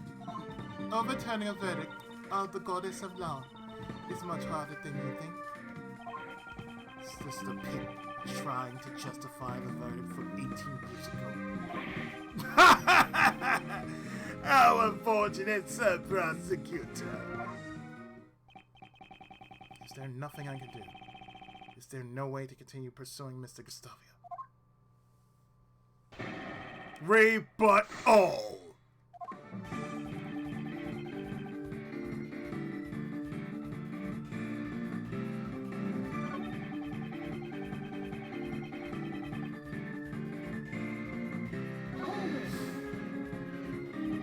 It's possible that some of your actions 18 years ago were not affected by the statutes. It's been so long, I've got nothing left to hide. Ask me anything you like. Very well. Could you explain to me what you did during these past 18 years?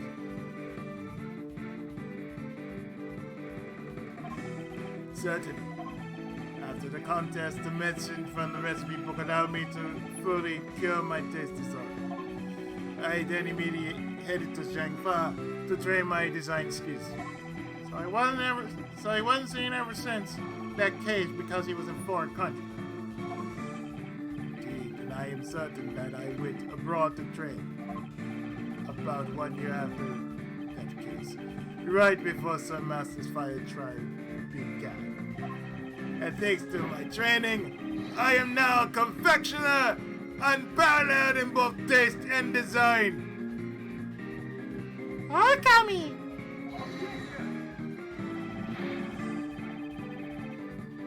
You should not be proud of a position earned through the sacrifices of others. You can't bake a cake without breaking a few eggs. Sacrifice was necessary for my goal. That's horrible. Say what you will. The fact still remains that you cannot arrest me. I have to get more information out of Mr. Gustavia. Was there anything of note in his recent testimony? His training in Zhangfa. Could you please add the details about your training in Zhangfa to your testimony? Certainly.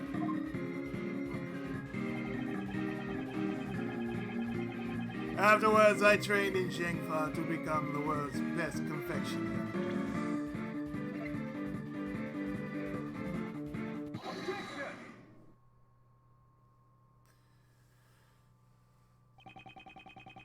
One of the conditions regarding the statute of limitations for murder is as follows. If the suspect flees to a foreign country, the time limit is on hold until the suspect returns. So the statute of limitations was suspended while you were overseas. That's right. The statute of limitations stopped while you were training in Zhangfa. Indeed, it's possible that the statute of limitations had not expired yet. Mr. Gustavia, please tell us how long you stayed in jungle? It would be exactly 3 years. 3 years, wait. Let's calmly think this over. The case occurred 18 years ago. 15. The statute of limitations is 15, and he was away for 3. 15 plus 3 is exactly 18 years, I'm sure of it. Mr. Edgeworth, we did it! The statute of limitations hasn't expired yet!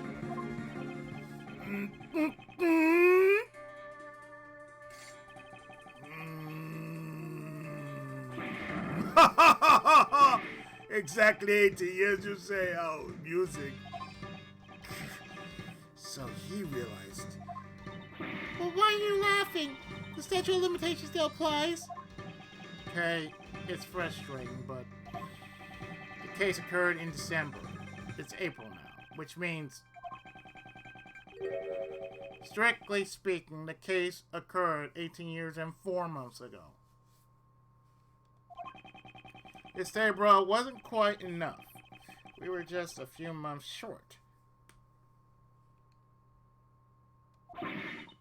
Not enough. That's... Like I said, it's impossible for you to arrest me.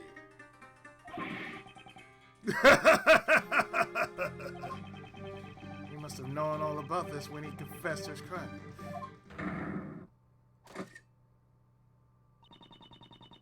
Prosecutor Edgeworth, it really is a shame. If it was just 1 year earlier, the statute of limitations would not have run out. Those who undermine the goddess of law's verdict must bear the burden of their crimes. It seems you were simply incapable. This can't be the end. So, Monsieur Gustavia really is beyond the law's reach. Kate, what are you thinking? Objection. If you're thinking of taking matters into your own hands, I implore you to reconsider. There still might be a way to bring this man to justice. What? Miles, remember the facts of the case 18 years ago. Just as you were mistaken earlier, it seems Mr. Gustavia has also overlooked one key detail. Overlooked. He wasn't present during Mr. Masters' final trial, so he doesn't know the outcome of the trial. There may be a way for you to arrest him. Miles, look over that book on the statute of limitations again. 17 years ago, Master was falsely declared guilty for a serious crime. Thanks to that verdict, we aren't out of ammunition. We're not out of ammunition just yet. Mr. Shields, you don't mean... Those who undermine the goddess of law's verdict must bear the burden of their crimes. I am Mr. Master's attorney. I can't use his suffering as a weapon in good conscience. For that reason, I leave the rest up to you.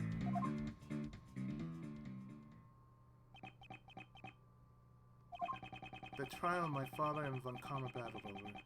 Can I use that to arrest Mr. Gustavia? What should I do? Should I raise an objection? Raise an objection. Always raise the objection.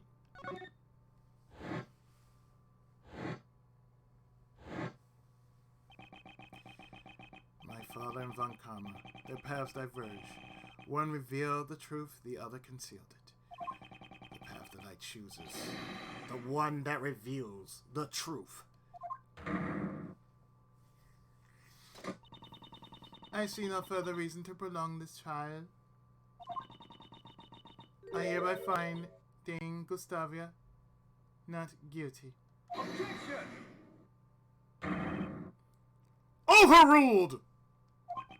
Gustavia will stand in court for his crimes. Do you mean to say you have found a way to arrest Mr. Gustavia? Exactly. I'll show Judge Courtney the evidence that will shatter the statute of limitations.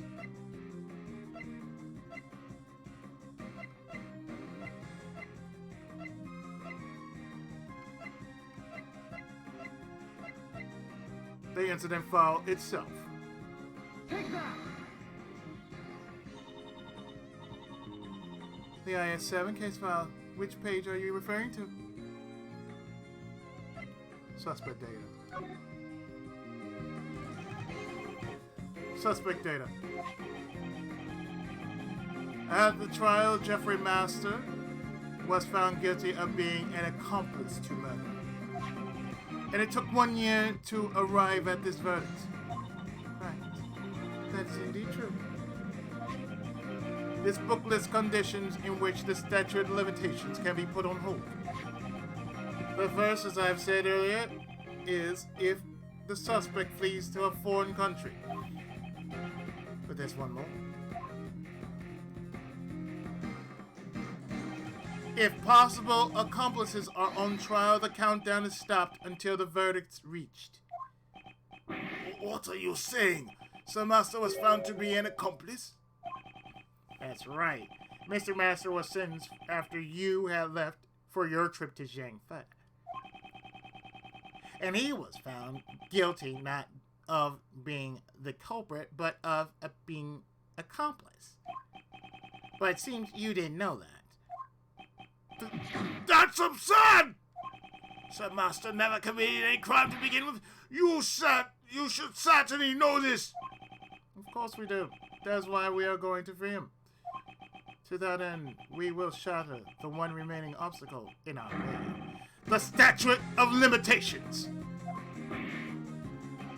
You fled to Zhangfa for 3 years, and Jeffrey Master was being tried as accomplice for 1 year. Put it all together, we see that total time limit for this case is 19. In other words, the statute of limitations is not over for you yet. Yeah! The goddess of law is unerring in her judgments. However, it seems that the prosecutor at the time was not. I cannot believe it, but it seems like the case will have to be reopened. This is absurd!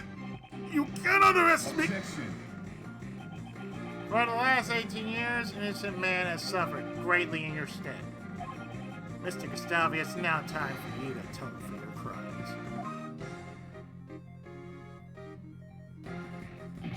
No! I have finally earned my place as the greatest confectioner in the world. To achieve that goal, I cast everything aside, even my own son. What a shame. You can't run from your crimes any longer.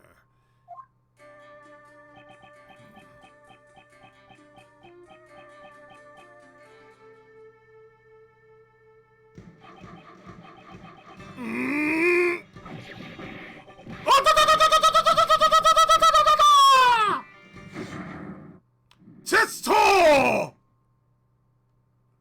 The fuck was that about? Dan Gustavia's been taken into custody, sir. Yeah, so you're up next, right? Yes, I understand.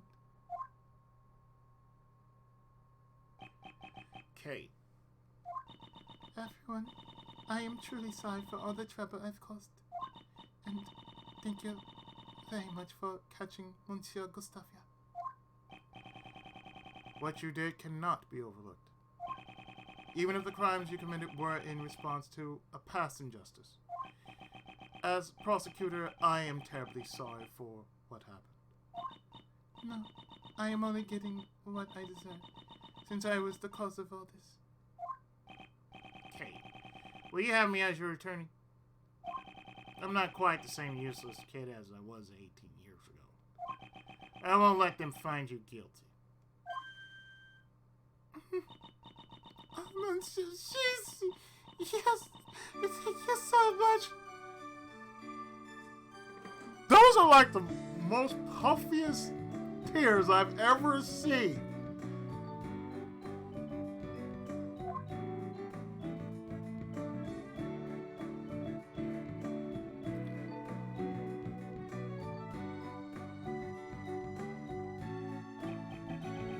Sorry to interrupt, but it's time to go.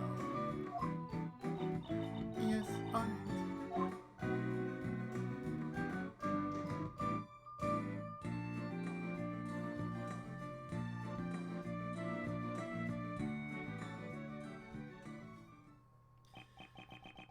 Judge Courtney, I can't help but feel that you've been dishonest with me.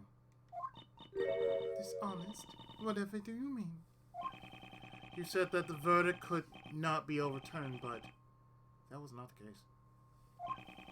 A reinvestigation and retrial were obviously required as soon as the missing body was found. I have no need to answer you. Since she doesn't intend to ever give me an answer. Prosecutor Edgeworth, the pig has you in its sights. They will receive a report on everything you did here today. And you will most likely be required to appear before them.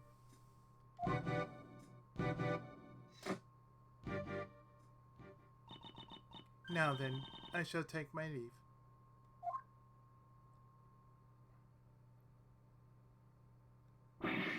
Hold on, Mr. Edgeworth caught the real bad guy. Didn't he do his job as a prosecutor? No matter how things turn out, I will never regret what I did here today. Mr. Edgeworth. Hey, Prosecutor Edgeworth! What is it? Why, are you always sticking your nose in cases that you're not even involved with? My duty is to reveal the truth. Not only as a prosecutor, it's just who I am. I don't get it. As long as you continue to think that being the best is all that matters, I doubt you ever will. Well, I don't get that either. I'm going home. Oh, whiner. What was that all about? There's much he still needs to learn. Manny? What is it? I knew Greggy's son could do it. I might be falling for you. I'm so over Jeffrey. Well, Yo, H! Great job solving that case. Well, I was busy drawing, so I really didn't catch all of it. Huh? Where did Katie and Justin run off to? Clarence, you really weren't paying any attention. not much, any attention at all, were you? Well, I hate to admit it, but Larry's doodles actually helped us out a few times. I should say something nice to him. Don't glare at me! I'm sorry! It's not my intent to glare at you. That patented Edgeworth glare. You're just like your old man. Is that so? Well, Uncle Ray's gonna go pay Mr. Master a visit. You guys want to tag along? I'd be happy to accompany. Oh, me too.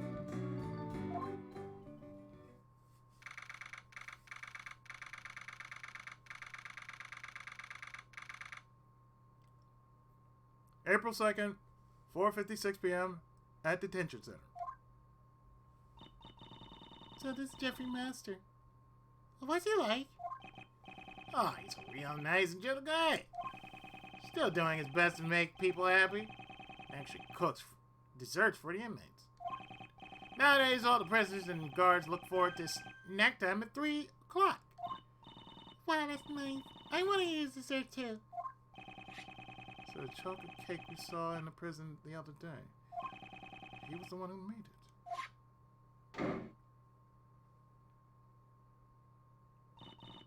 Oh, Gummy, why are you here? I heard everybody was coming to visit, so I escorted Mr. Master myself. Hello, one and all. I am Jeffrey Master. Prosecutor Miles Edgeworth at your service. And I'm his assistant, Kay Faraday. Pleasure to meet you. Mr. Master, Miles, your old defense attorney's son. You mean Mr. Gregory's? Your father has done so much for me. And yet, I betrayed his good faith when I made the false confession. I've heard the details from Mr. Schultz. Mr. Master, I came here today to tell you everything we've learned about 18 years ago. 18 years ago.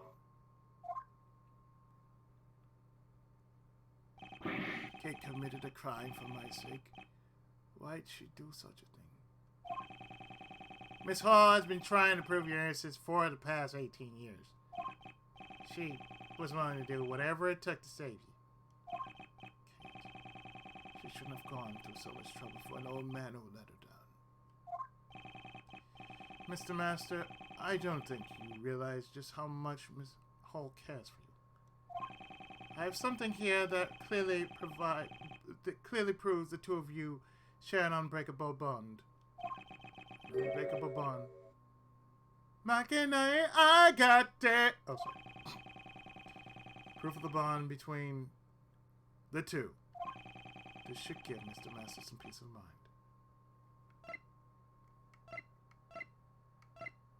Take that! These chocolates, the cake, make them. She did. They're very sweet, tasty.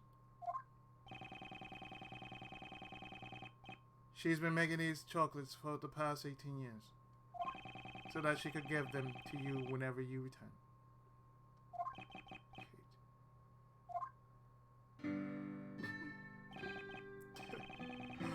I'm sure they are very, very sweet.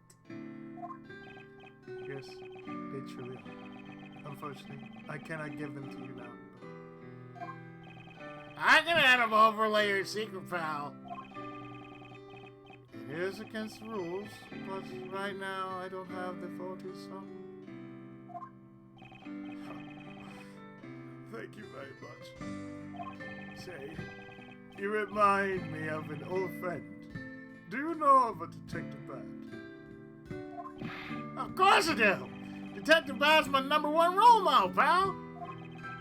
How can he talk about fate?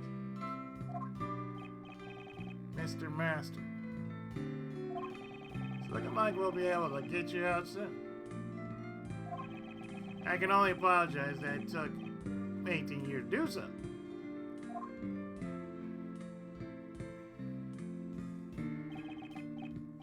Raymond, I'm the one who should be apologizing. No, that's not. What I should really do is, what I should really be saying is, thank you. Mr. Master, now it is my time to wait for Kate.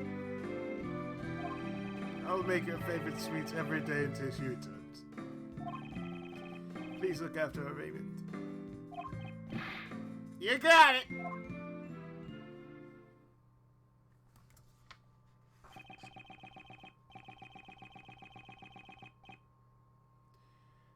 The IS incident, the case I inherited from my father. After 18 long years, it's finally coming to a close.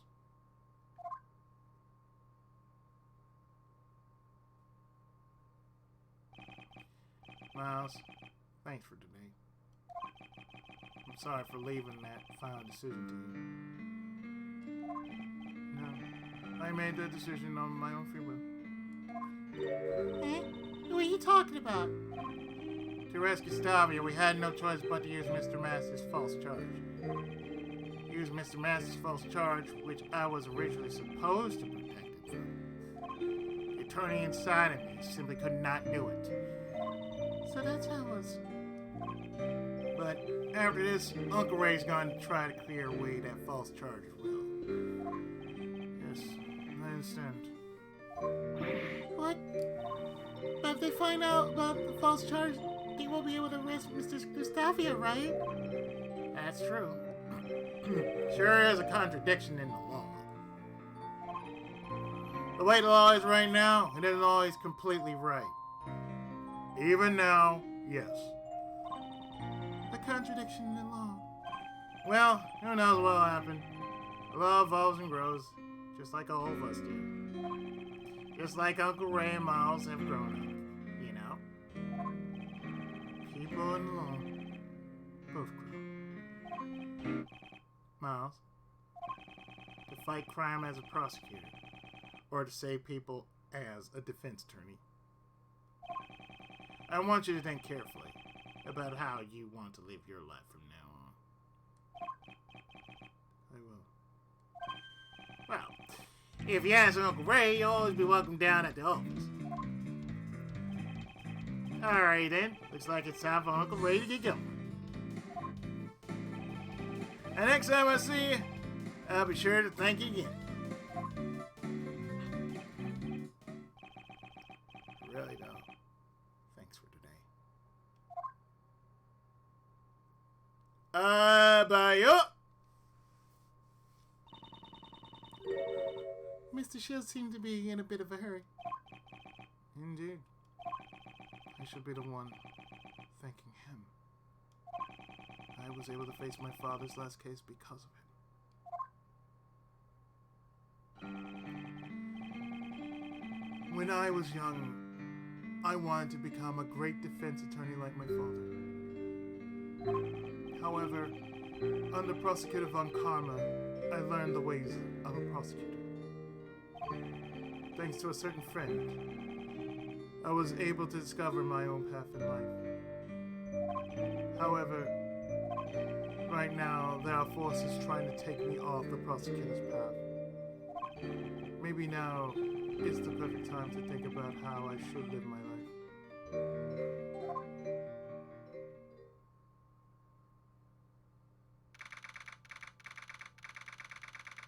April 2nd, 7:29 p.m. Edgeworth Law Offices. Gregory. I'm sorry it took so long. It may have taken 18 years. But finally, we've proven Mr. Master's innocence. Miles, your son, help me with that. The way he fought for truth, just like you, Gregory.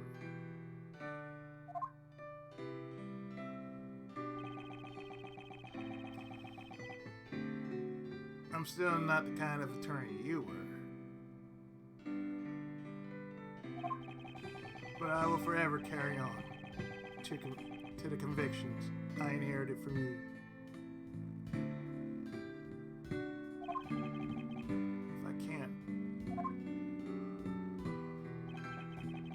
Together with him.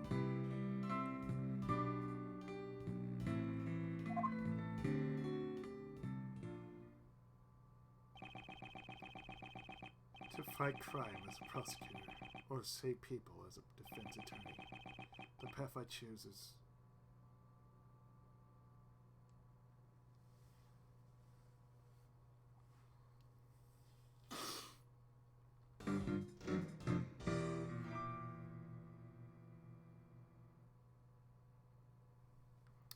So yes, I am definitely going to stop the stream here by saving. And with that, tomorrow we start up case for the Forgotten Turnabout. So, thanks who dropped by earlier for the early part of the stream, and for those who want to play catch up, you can catch up for the second part.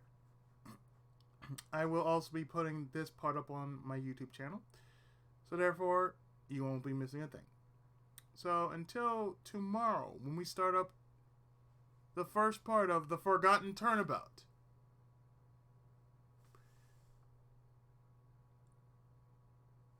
I've been your friendly neighborhood Tenkaichi, Izzy, and well, I'll see you tomorrow for a back-to-back mystery stream of something both new and old. So, take care, and I'll see you tomorrow for episode 4A of Ace Attorney Investigations 2, as well as Famicom Detective Club. Bye now. And thanks for coming out.